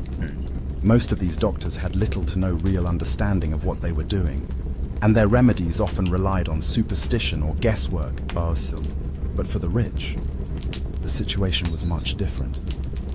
They could afford the luxury of hiring a skilled physician, someone who was trained at a prestigious university, who could administer the most advanced treatments of the time, such as bloodletting, herbal potions, and even, on rare occasions, the practice of using more advanced medical techniques like surgical procedures. It's clear that the disparity in medical care didn't just come from the lack of scientific knowledge, it came from the structure of medieval society itself. The wealthy were more likely to receive the best medical care, even if that care was still largely based on outdated theories and ineffective treatments. The poor, on the other hand, were stuck with whatever remedies they could afford, often at the hands of quacks who had no formal education, but plenty of persuasive sales tactics. Even in medieval hospitals, places that were meant to care for the sick and the poor, there was a stark difference in the quality of care provided. Hospitals during the medieval period were often overcrowded, dirty, and underfunded, and the care they provided was little more than basic shelter. Many of the people who ended up in these hospitals were poor, and they were there because they had nowhere else to go. These hospitals were often run by religious orders who, while compassionate, didn't have the medical knowledge needed to properly care for patients. So, while these institutions might have given some degree of comfort to the dying, they were rarely places where anyone actually recovered. The medieval hospital system was, in many ways, a microcosm of the larger social inequalities of the time. Wealthy individuals could afford the best medical care available, and if they became ill, they were more likely to survive and recover. But for the poor, even basic medical care was out of reach. If you fell ill and didn't have the money to pay for a doctor's services, or the right connections to secure proper treatment, your chances of survival were drastically lower. What makes this even more infuriating is the fact that, for many people, the lack of proper care was not just a matter of misfortune. It was a direct result of societal structures that prioritized the wealthy over the poor. Medical care was a luxury in medieval times, and the very systems that should have been dedicated to protecting all people instead reinforced the social hierarchies that kept the poor in their place. This is a bitter pill to swallow, especially when you realize that many of the treatments that were offered to the rich were, at best, ineffective and, at worst, harmful. Wealth and social status, in a world where medicine was so closely tied to power, became the ultimate determining factor in whether or not you would survive. But even the wealthiest were not immune to the dangers of medieval medicine. Even royalty and the nobility were at the mercy of a medical system that was often based on guesswork and superstition. When a king or queen fell ill, their physicians might have had access to better resources, but they still didn't have the answers. They might try any number of treatments, from bloodletting to using herbs that we now know are toxic, but they often had no better understanding of the disease or how to cure it than the common healer in the village. And despite the resources at their disposal, many royal deaths could have been prevented with even basic modern medical knowledge. For the people living in the lower classes, this inequity was a constant source of suffering. If you didn't have access to a skilled doctor, or if you couldn't afford proper treatments, your chance of surviving an illness, especially something like the plague or an infection, was slim. You might end up turning to a local herbalist or even a faith healer, hoping that divine intervention might save you. It was a world where survival was not guaranteed, where access to health wasn't a right, but a privilege that depended on who you were born to be.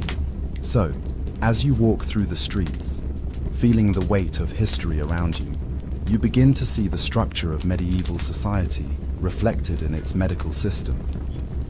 In a time when the gap between rich and poor was as stark as it has ever been, medicine became another avenue where power and privilege dictated who lived and who died. Even in the face of illness, those who had money and status were the ones who survived, while the poor, despite their suffering and their desperate hopes, were often left to face death alone. As you reflect on the disparity between the treatment of the wealthy and the poor in medieval medicine, it's impossible not to feel the sting of injustice. In a world where disease was rampant and medical knowledge was rudimentary at best, the divide between those who had access to proper care and those who didn't was more than just a matter of social class. It was a matter of life and death. The rich, with their access to better doctors and resources, might have had a fighting chance. But for the poor, the options were few, and the chances of survival were slim. But there's an even darker layer to this disparity, one that doesn't just deal with class or wealth, but with the power dynamics within medieval medicine itself. Imagine, for a moment, that you are a woman, seeking treatment for a serious illness. At first, you're hopeful, as you hear about a skilled healer in town who's said to cure ailments that others can't. But when you arrive at their door, you realize that the healer is a man, and in the medieval world, the role of women in medicine was severely restricted. Women were seen as unfit for serious medical work, often excluded from formal education in medicine or science. In fact, the practice of medicine itself was dominated by male practitioners, and women were relegated to roles that were seen as secondary at best, often as midwives, nurses, or caretakers. Now, imagine the challenges faced by women who sought medical care. You couldn't walk into the doctor's office and expect to be treated with the same level of professionalism or expertise that a man might receive. In fact, the very idea that a woman could be a doctor was often met with suspicion and disdain. Women who did become involved in medical care, whether as midwives or herbalists, were often considered to be working outside of their proper place. The concept of a woman being a healer was, in many ways, taboo, and women who practiced medicine were often viewed with skepticism or outright hostility. This gender-based disparity wasn't just a matter of social exclusion. It had real, harmful consequences for the women who lived through it. In the event of childbirth, For example, a woman's health was almost entirely in the hands of male physicians who had little to no understanding of the female body. In the medieval period, childbirth was a dangerous affair. Without the benefit of modern anesthetics or antiseptics, complications could easily lead to death for both the mother and the child. Yet, even as women faced these extreme risks, they had to rely on male doctors who often knew little about female anatomy and couldn't offer any effective solutions. Consider the case of childbirth in medieval times. When a woman went into labor, she might be attended by a male physician, a midwife, or a combination of the two. The male physician, though technically in charge, likely had little experience or understanding of the actual process of labor and delivery. Instead of focusing on the needs of the woman, they might perform invasive procedures, such as forceps deliveries, without any real understanding of how to use the tools safely. In many cases, the treatment was based more on theory and superstition than actual practice. For example, it was believed that childbirth was a punishment, a trial imposed by God, and that a woman's suffering during labor was part of the divine plan. In some cases, medical practitioners would perform rituals or prayers, thinking that this would somehow ease the pain or ensure a safe delivery. Of course, the result was often disastrous. And then there's the issue of female hysteria, a catch-all diagnosis that was frequently used to explain the ailments of women. Female hysteria was considered a medical condition in which women were believed to suffer from emotional or physical distress that was rooted in their gender. Doctors would often diagnose women with this condition when they presented symptoms like anxiety, depression, or even basic physical complaints. The treatment, well, it ranged from prescriptions for various potions and tonics to, in more extreme cases, the suggestion that the woman be subjected to physical treatments like bloodletting or forced rest. In the most severe cases, women who were diagnosed with female hysteria could be subjected to exorcisms or institutionalization. This diagnosis reinforced the belief that women were more prone to mental illness due to their biology, and it perpetuated the idea that their physical and emotional health was of lesser importance than that of men. The gender disparity in medieval medicine was not just about exclusion from formal medical practice. It was also about the way women's health was treated as a secondary concern. While male doctors received formal training and had access to the best medical resources available, women were often relegated to roles where they had to rely on informal care or simple remedies. Midwives, for example, played a crucial role in the birth process, but they were not given the same recognition as male doctors. Their knowledge, which was often based on years of experience, was dismissed as mere women's work. This not only hindered women's access to medical care, but it also prevented the advancement of women in the field of medicine. In a time when women's voices were suppressed in almost every aspect of life, their contributions to the field of medicine were largely ignored or minimized. The unfortunate truth is that many of the women who found themselves in need of medical treatment were left vulnerable and at the mercy of a system that didn't fully understand them. Women were often treated as secondary patients in the eyes of medieval doctors, whose practices were based on ancient ideas of the body that didn't take female physiology into account.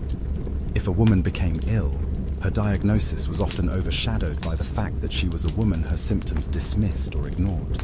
In a world where survival was often a matter of luck, women had to fight not only against the dangers of their illness, but also against the cultural and medical biases that shaped their care.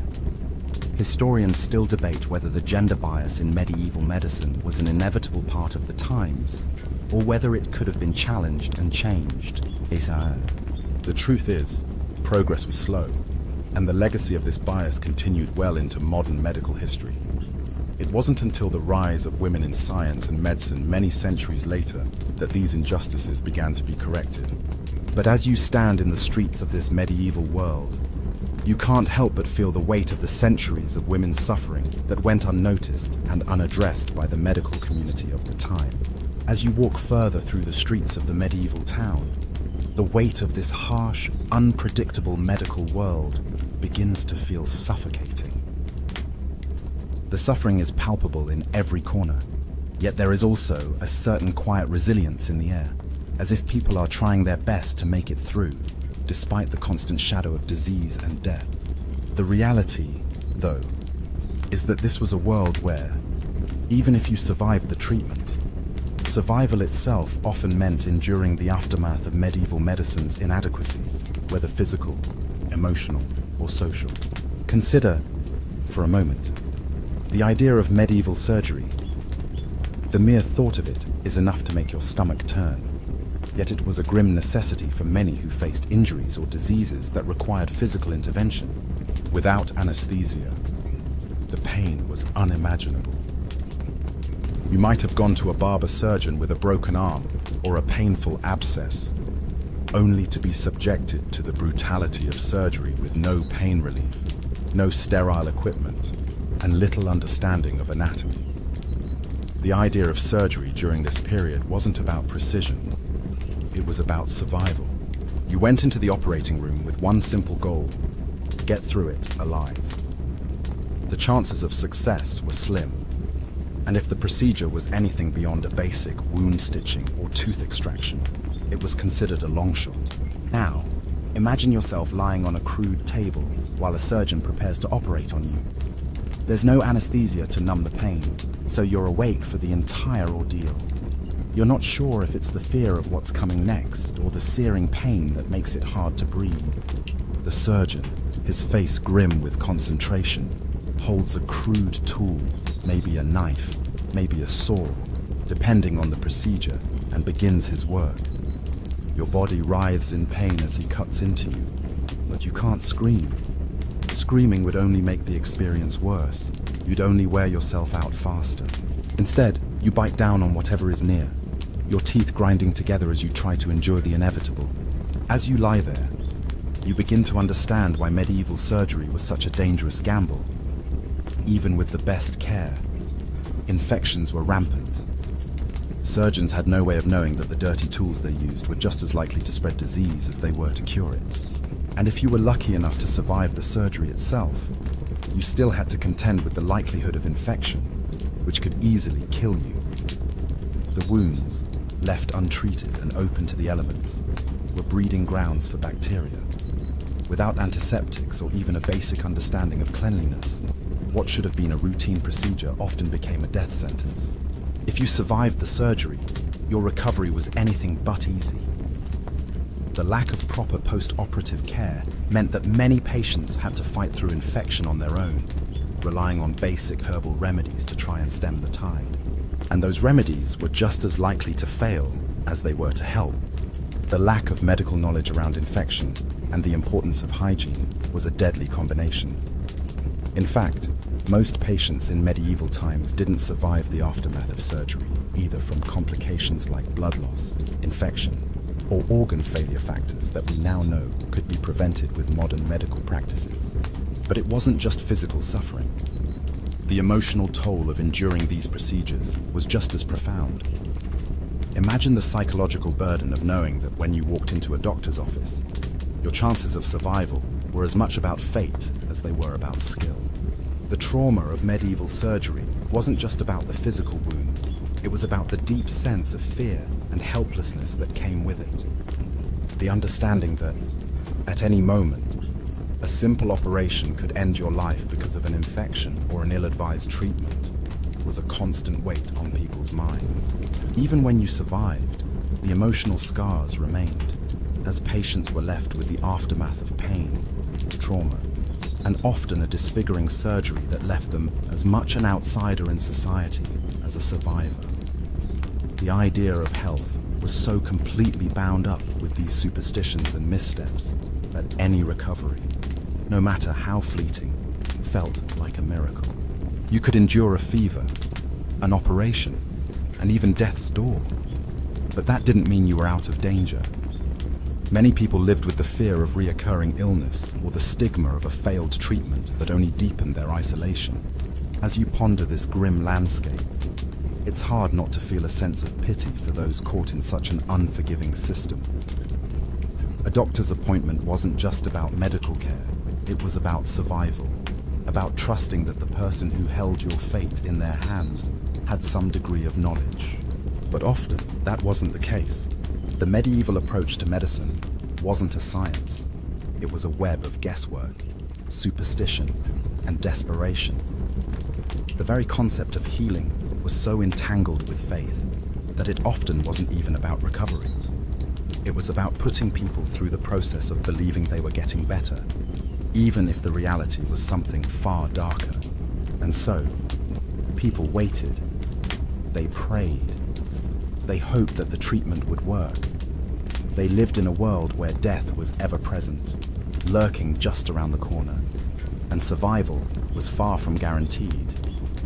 The best anyone could do was rely on the wisdom of the few who could offer any kind of help, even if that wisdom wasn't always grounded in reality. But something important began to happen, even amidst all the ignorance, superstition, and pain. Slowly, the cracks began to show. The ideas that dominated medieval medicine belief in humors, divine punishment, and quack remedies could only last so long before people started to push for change. The slow, torturous steps toward a more scientific understanding of the body began to take hold, like a tiny spark in the dark. It wasn't going to happen overnight, but over the coming centuries, the practice of medicine would begin to evolve, even in the face of such overwhelming ignorance. It was in this moment of history, this period between darkness and light, that medieval medicine would be forced to confront its limitations.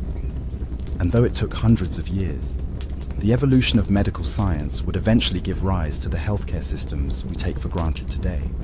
As you journey deeper into the heart of medieval medicine, the layers of mystery and misunderstanding begin to peel away, revealing not just a world of ignorance and harm, but also a slow, painful path toward the beginnings of modern medical thought. While it's easy to focus on the terrible practices, bloodletting, quack cures, and the superstitions that pervaded every part of medical life, the truth is that the medieval period was also a time of gradual change, a period in which the foundations of modern science were slowly being laid. Picture this: you're standing in one of the grand medieval universities, where a new generation of doctors is being trained not in the methods of Galen or Hippocrates alone, but in a more practical, hands-on approach to healing. The old ideas are still entrenched in the curriculum, but there are whispers in the halls of medical schools about a new way of thinking, one that is based on observation, experimentation, and a growing understanding of human anatomy. It's a far cry from the mystical explanations of disease, and though it's still in its infancy, the seeds of modern science are being sown. The man at the forefront of this shift in thinking is someone like Andreas Vesalius, a name that will be whispered for generations to come. He's in the midst of something groundbreaking, something that will shatter centuries of medical tradition. He's not just reading books, he's actually cutting open human bodies, studying them, mapping their systems, and rewriting the textbooks. His work is revolutionary because it's based not on theory or divine intervention, but on real, tangible observation. He's one of the first to challenge the long-held belief in the humors, showing that the human body doesn't function based on spiritual forces, but on biological ones. He brings human dissection into the mainstream, something that was previously considered taboo, and he begins to change how doctors and scientists understand the body. But as you stand there in the university, you can feel the resistance in the air. There's a palpable tension in the room, because not everyone is ready to embrace this new way of thinking. There are still powerful figures who hold on to the old ways, who argue that the humors and the divine will are the real answers to the mysteries of the human body. For them, Vesalius's work is heretical, even dangerous. The Church, with its centuries of influence, hasn't yet relinquished its grip on medical knowledge, and anyone who dares question the old texts faces the risk of being branded a heretic. But despite the opposition, there's a growing group of thinkers, doctors, and scientists who are beginning to look beyond the veil of superstition and toward a future of medicine based on observation, evidence, and experimentation. As you watch this slow transformation unfold, it's clear that this is not an easy path. The old guard doesn't give up easily, and even as new ideas begin to emerge, many doctors still rely on the methods of the past, believing that disease is something caused by the imbalance of humors, or even divine punishment. But there's a shift happening, one that will gradually give way to the Renaissance and the scientific revolution that will fundamentally change the way we understand health and disease. This transition from medieval to early modern medicine is not just a shift in theory, it's a shift in culture. The Renaissance, with its emphasis on humanism and the rediscovery of classical knowledge, begins to influence every aspect of European life. The idea that humans could understand and control their environment begins to take hold, and that includes the human body. No longer content to accept disease as fate or divine retribution, doctors begin to search for natural explanations. The medical world starts to move away from the supernatural and toward the rational, toward the scientific. But while this shift is happening in the medical community, it's still a long road ahead. The public, for the most part, remains steeped in superstition. The average person still believes that illness is a result of bad air, evil spirits, or God's judgment. And why wouldn't they? After all, the doctors themselves haven't yet fully embraced these new ideas. And the church continues to wield a significant influence over how people perceive illness. Despite the growing evidence against the humoral theory of disease, many continue to practice bloodletting and other outdated methods. New treatments, while emerging, are slow to gain traction. Even as scientists and doctors like Vesalius, Paracelsus, and Harvey work to challenge the old paradigms, their ideas are often met with skepticism, and it will take centuries before these revolutionary ideas are fully embraced.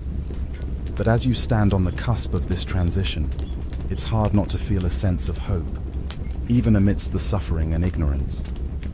Change is coming, even if it's coming slowly.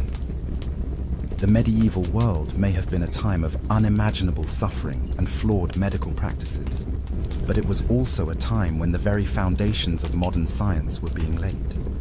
The work of these early pioneers will eventually lead to the breakthroughs that define modern medicine. And while it's impossible to undo the harm caused by medieval doctors, we can see that their failures led to the very questioning that allowed progress to happen. As you continue to reflect on this transformative time in medical history, you realize that the medieval period, with all its faults and limitations, was crucial to the path of progress. The doctors of the time may have been misguided, but their work, sometimes through sheer ignorance, helped to lay the groundwork for the future of medicine. In many ways, the mistakes made during the medieval era were necessary steps toward the medical breakthroughs that would follow. The very fact that the medieval world was so blind to the realities of the human body forced the next generation of thinkers to push back, to challenge the established norms, and to begin the process of rethinking what medicine could be. Historians continue to debate the significance of the medieval period in the development of modern medicine. Some argue that it was a time of stagnation, while others believe it was a time of necessary failure, one that set the stage for future breakthroughs. The truth, however, lies somewhere in between. The medieval period may have been a time of ignorance, but it was also a time of laying the groundwork for the great leaps forward that would come in the centuries ahead. As you walk through the slowly changing landscape of medieval medicine, you begin to realize that the shift from ignorance to scientific understanding didn't happen in a single leap. It was a slow crawl, a gradual awakening from centuries of superstition, where new ideas were met with resistance, and old practices died hard. The transition from medieval to modern medicine wasn't like flicking a switch. It was more like planting seeds in the dark and waiting for them to grow into something more meaningful over time. It's hard to imagine the sheer frustration of early doctors who could see the limitations of the medical knowledge of their time, but were constrained by the deeply ingrained beliefs of the medieval world. For instance, take Paracelsus, a Swiss physician and alchemist who, in the early 16th century, began questioning the humoral theory of disease that had dominated for so long. He rejected the notion that illnesses were caused by an imbalance of humors, instead proposing that disease was the result of chemical imbalances in the body. Paracelsus also advocated for the use of minerals and chemicals in treatment, including substances like mercury and sulfur, which, while harmful in many cases, represented a step toward a more practical approach to medicine. Imagine the bravery it must have taken for him to publicly oppose the established norms, knowing full well that his views would alienate him from his peers and the powerful medical institutions of the time.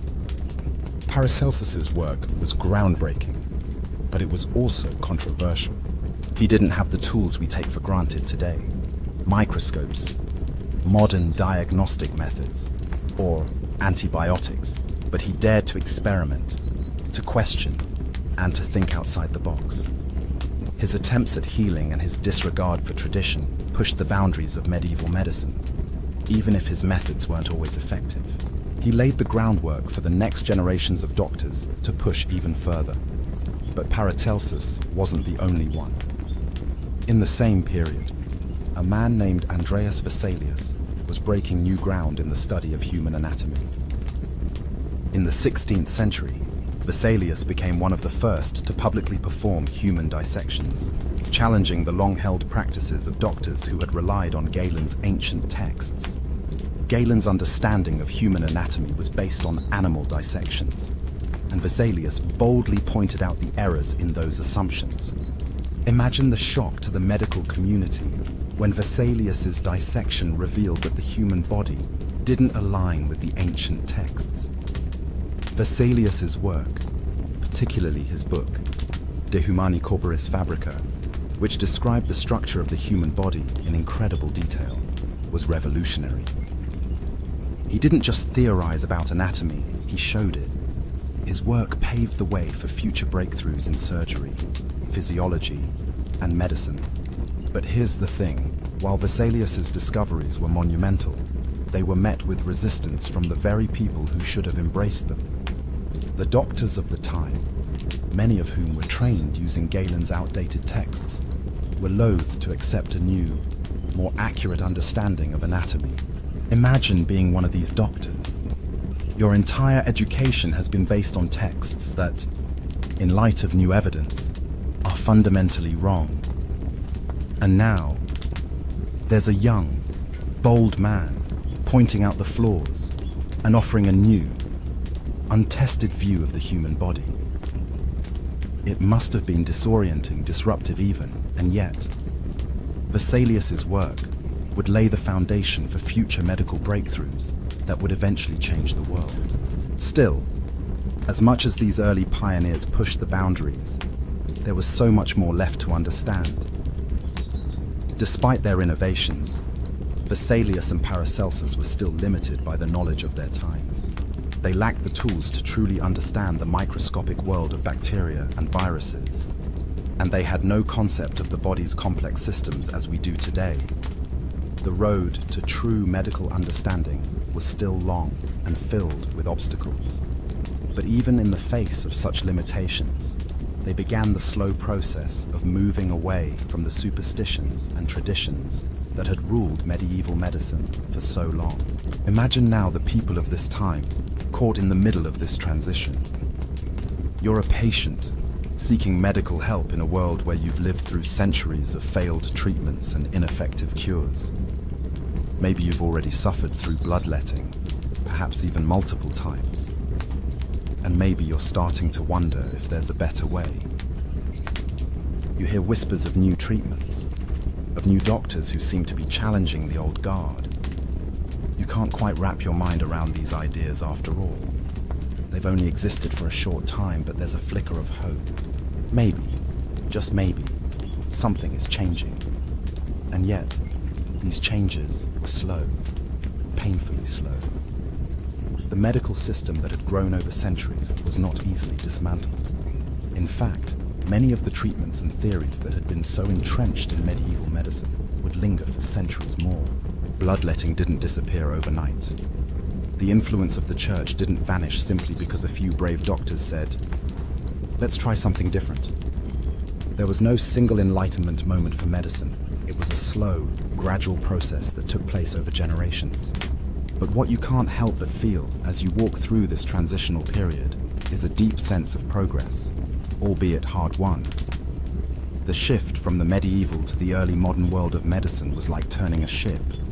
It wasn't quick, and it wasn't easy, but the course was being changed. Each generation of doctors, scientists, and thinkers chipped away at the old systems, laying the foundation for the breakthroughs that would come in the centuries ahead. The journey was long, but every step forward was a triumph in a world that had once believed disease was merely a matter of fate or divine punishment. The slow rise of medical science wasn't just about the doctors or the discoveries, it was about the people, too.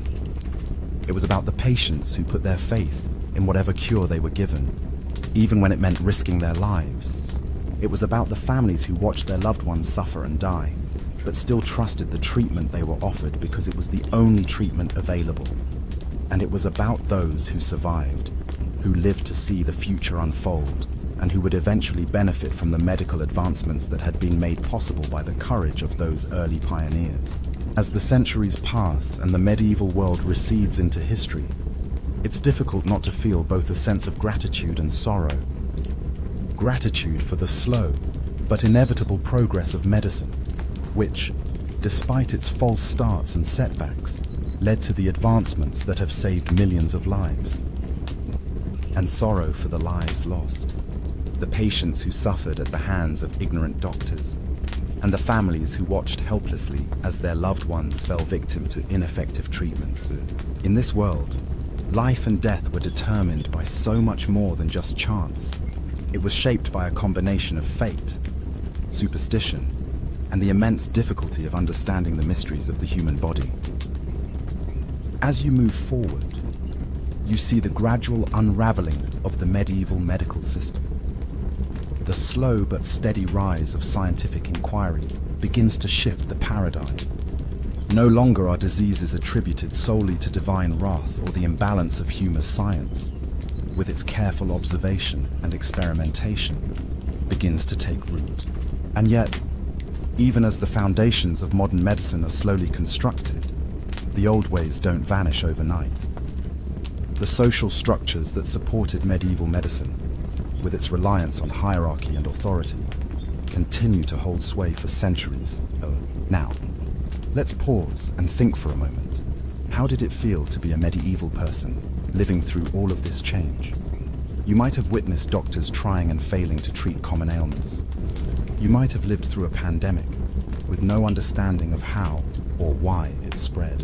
The only thing you knew was that, when it came to health, you had to rely on the few available resources: the local healer, the traveling quack doctor, or the priest's prayers. For most of your life, there was little hope of seeing a true medical revolution in your time. Even as the first stirrings of new medical thought emerged, they would likely seem distant, a whisper of a better future that would never come. But that whisper would grow louder. Gradually, doctors who were bold enough to challenge centuries of tradition began to gain followers. The ideas that Paracelsus and Vesalius introduced would continue to evolve, and even though they faced enormous resistance, their groundbreaking work laid the foundation for the revolution that would eventually lead to the medicine we know today. This period of change wasn't easy, and it wasn't instantaneous. In fact, it took centuries for the medical community to adopt new ideas fully. But as you walk through these transformative years, you begin to see the outlines of modern medicine taking shape. With the rise of scientific inquiry, the medieval world's understanding of the human body shifted dramatically. Vesalius's dissections began to shed light on the true structure of the human body, and his careful, detailed studies slowly displaced the myths and misunderstandings that had shaped medical practice for centuries. His work opened the door to a deeper understanding of human anatomy that would lead to advances in surgery and treatment. Similarly, Paracelsus's focus on chemistry and the use of minerals in medicine, although controversial, sparked a broader movement toward more experimental approaches to treatment. These early medical pioneers didn't just challenge the old ideas, they actively created new ones that would define the future of medicine. But let's not romanticize this transition too much. The road to modern medicine was anything but smooth. For every new discovery that promised hope, there was an equally dangerous treatment that did more harm than good. Even as the medical community began to embrace more rational, scientific methods, it was still common to see patients subjected to old practices. Bloodletting didn't disappear overnight, and new, equally harmful practices like mercury treatments or the use of dangerous chemicals continued to be employed long after their dangers were known. People lived and died under the shadow of incomplete medical knowledge, and progress was often a matter of surviving just long enough to see the next theory come into play. The people who lived through these centuries of medical evolution had to trust that something better was on the horizon. They had to hope that the next generation of doctors would be able to offer real healing, rather than more suffering. Absolutely.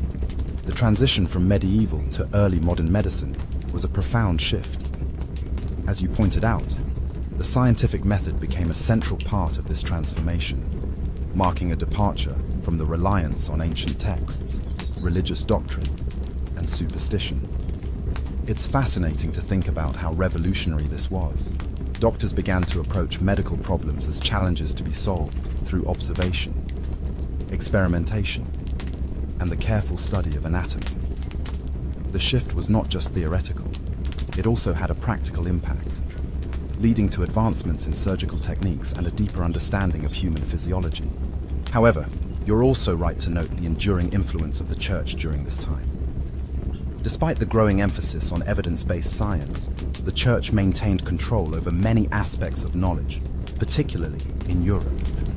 The tension between these two forces, scientific inquiry and religious authority, shaped much of the medical development during the period. For example, figures like Andreas Vesalius challenged traditional anatomical knowledge, going against religious doctrine by directly studying cadavers. While his work laid the foundation for modern anatomy, it wasn't without controversy. Similarly, the Church's influence remained a powerful force, particularly when it came to interpreting diseases as divine punishments or spiritual trials. How do you think these conflicts between emerging science and religious authority influenced the development of medical practices during this period? The Catholic Church, which had played such a significant role in shaping medical knowledge, continued to hold sway over many aspects of medieval life. In some ways, the Church was a hindrance to medical progress, suppressing new ideas that didn't fit within its doctrinal framework. However, it also provided a sense of stability and order during a time when the world seemed to be filled with chaos and disease. In many ways, the Church helped preserve medical knowledge during the Dark Ages, even as it simultaneously stifled new innovations. Historians still debate the extent of the Church's influence on medical progress. Some argue that it was a necessary force that helped preserve and transmit knowledge during a time of upheaval, while others believe it was an obstacle to true advancement. What's clear is that the Church's hold on medical knowledge slowly weakened as more people began to challenge the old ways and look for answers in the natural world. As science gained traction, the old methods of medieval medicine gradually faded away. So, as you look back on this tumultuous period, you see a complex tapestry of progress and setbacks. The medieval world may have been a place where superstition and ignorance dominated, but it was also a world that laid the foundations for the scientific and medical revolutions to come.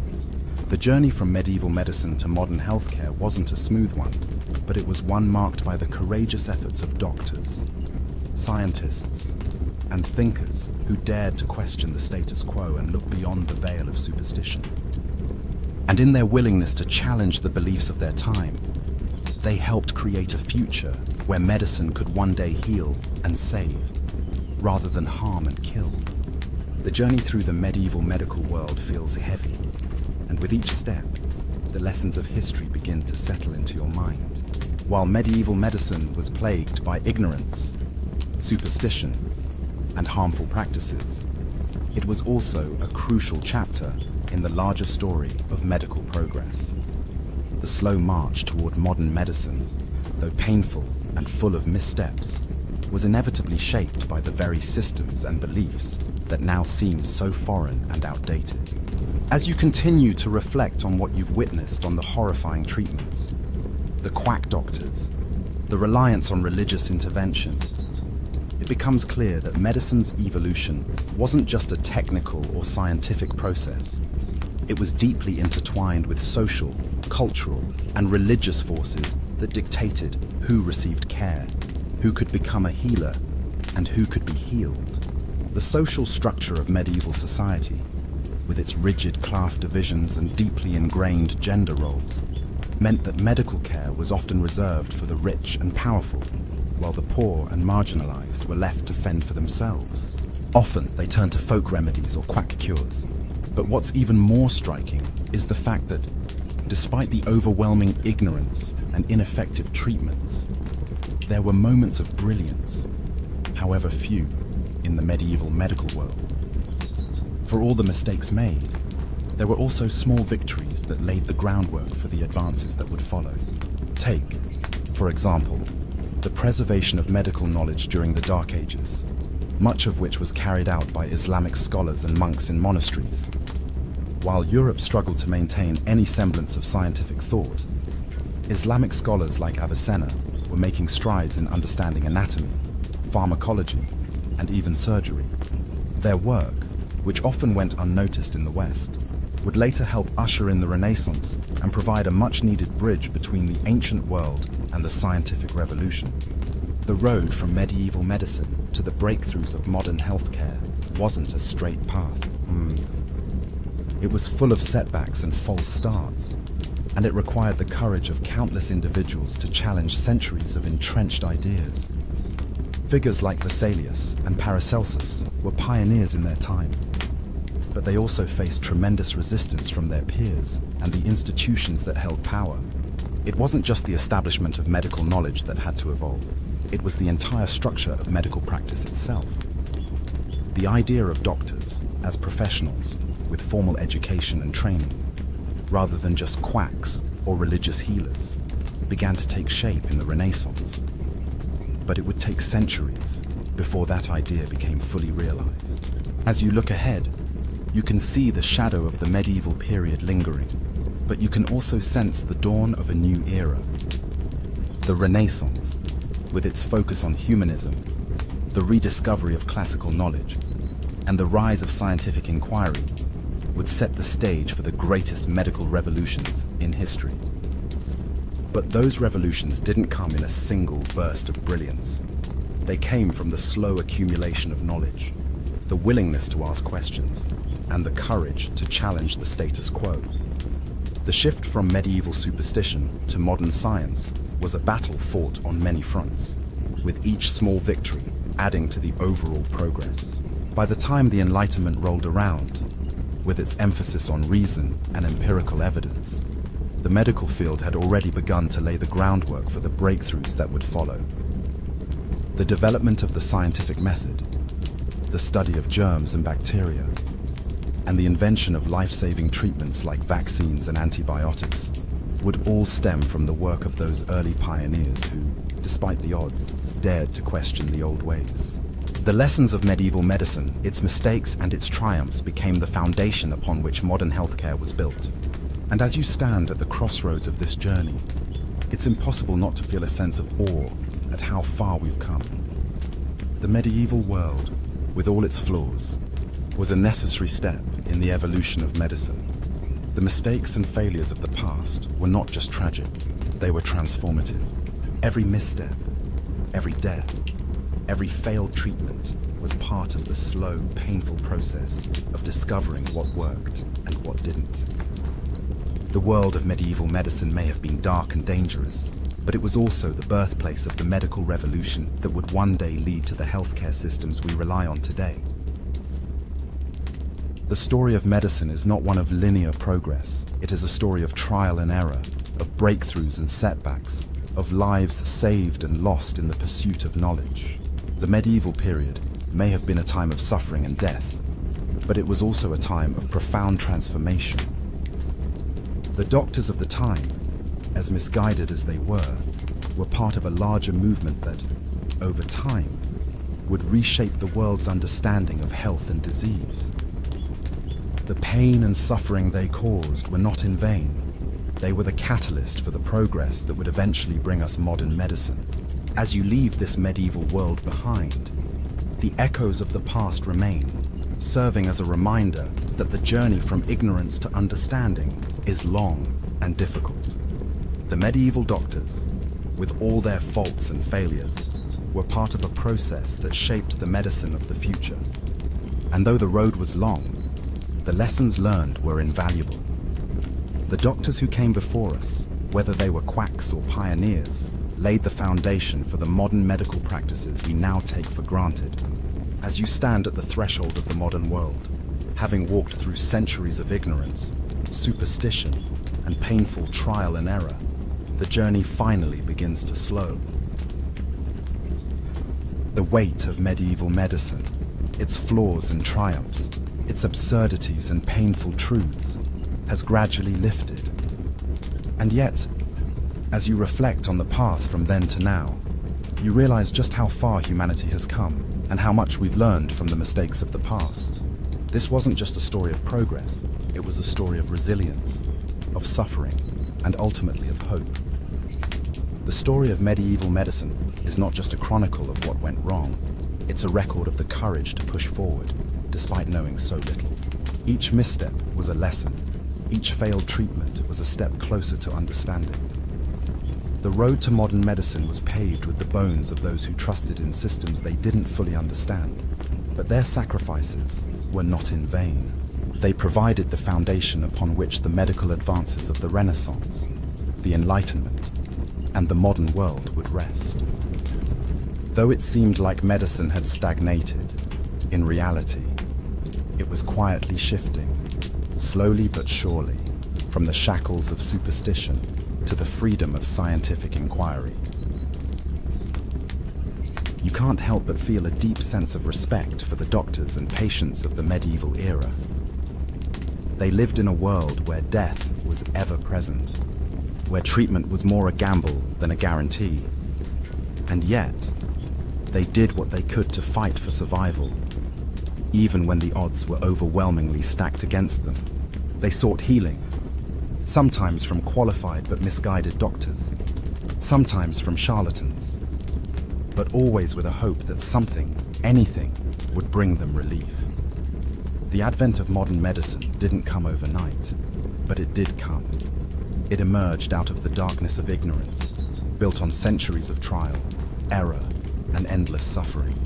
The brave men and women who stepped forward during the Renaissance and beyond, rejecting the old beliefs in favor of observation, dissection, and experimentation, did so knowing that the world would resist their ideas. And yet, each small challenge to the status quo pushed medicine a little bit closer to what we understand today. What we take for granted in our world: antibiotics, vaccines, surgeries, and a deep understanding of the human body was unimaginable to those who lived through the medieval era. The medieval period may have been one of trial and tragedy, but it also gave rise to the very possibility of understanding. The human body, once seen as a divine mystery, slowly began to reveal its secrets to those brave enough to seek the truth. It took centuries for the tide of superstition to recede, and it was an incredibly painful journey, but it was worth it. The mistakes of medieval medicine weren't failures. They were necessary steps along the path to progress. And so, as you reach the end of this journey through medieval medicine, you pause to reflect. From quack doctors to the gradual rise of scientific inquiry, from bloodletting to the first dissections of the human body, the medieval world is now a place where we can learn not just about the darkness of the past, but about the light that eventually emerged. The journey from ignorance to understanding wasn't a straight line. It was a winding, dangerous road, but it was a road that led somewhere. And though it may have taken longer than anyone would have hoped, that road eventually led us here to a time where science, not superstition, governs our understanding of the human body. So, take a deep breath as you leave the medieval world behind. You've traveled through a time of ignorance, but you've also witnessed the spark of change, the quiet, steady transformation that would one day lead to the modern medical world we live in today. And with that, you understand that the greatest lesson of all is this: every advancement, no matter how small, comes from those who dared to ask questions, who dared to challenge the status quo, and who were willing to fail in order to find something better. Now, dim the lights, let the whispers of the past fade into the silence, and allow the calm certainty of the present to wash over you. You've made it through the journey.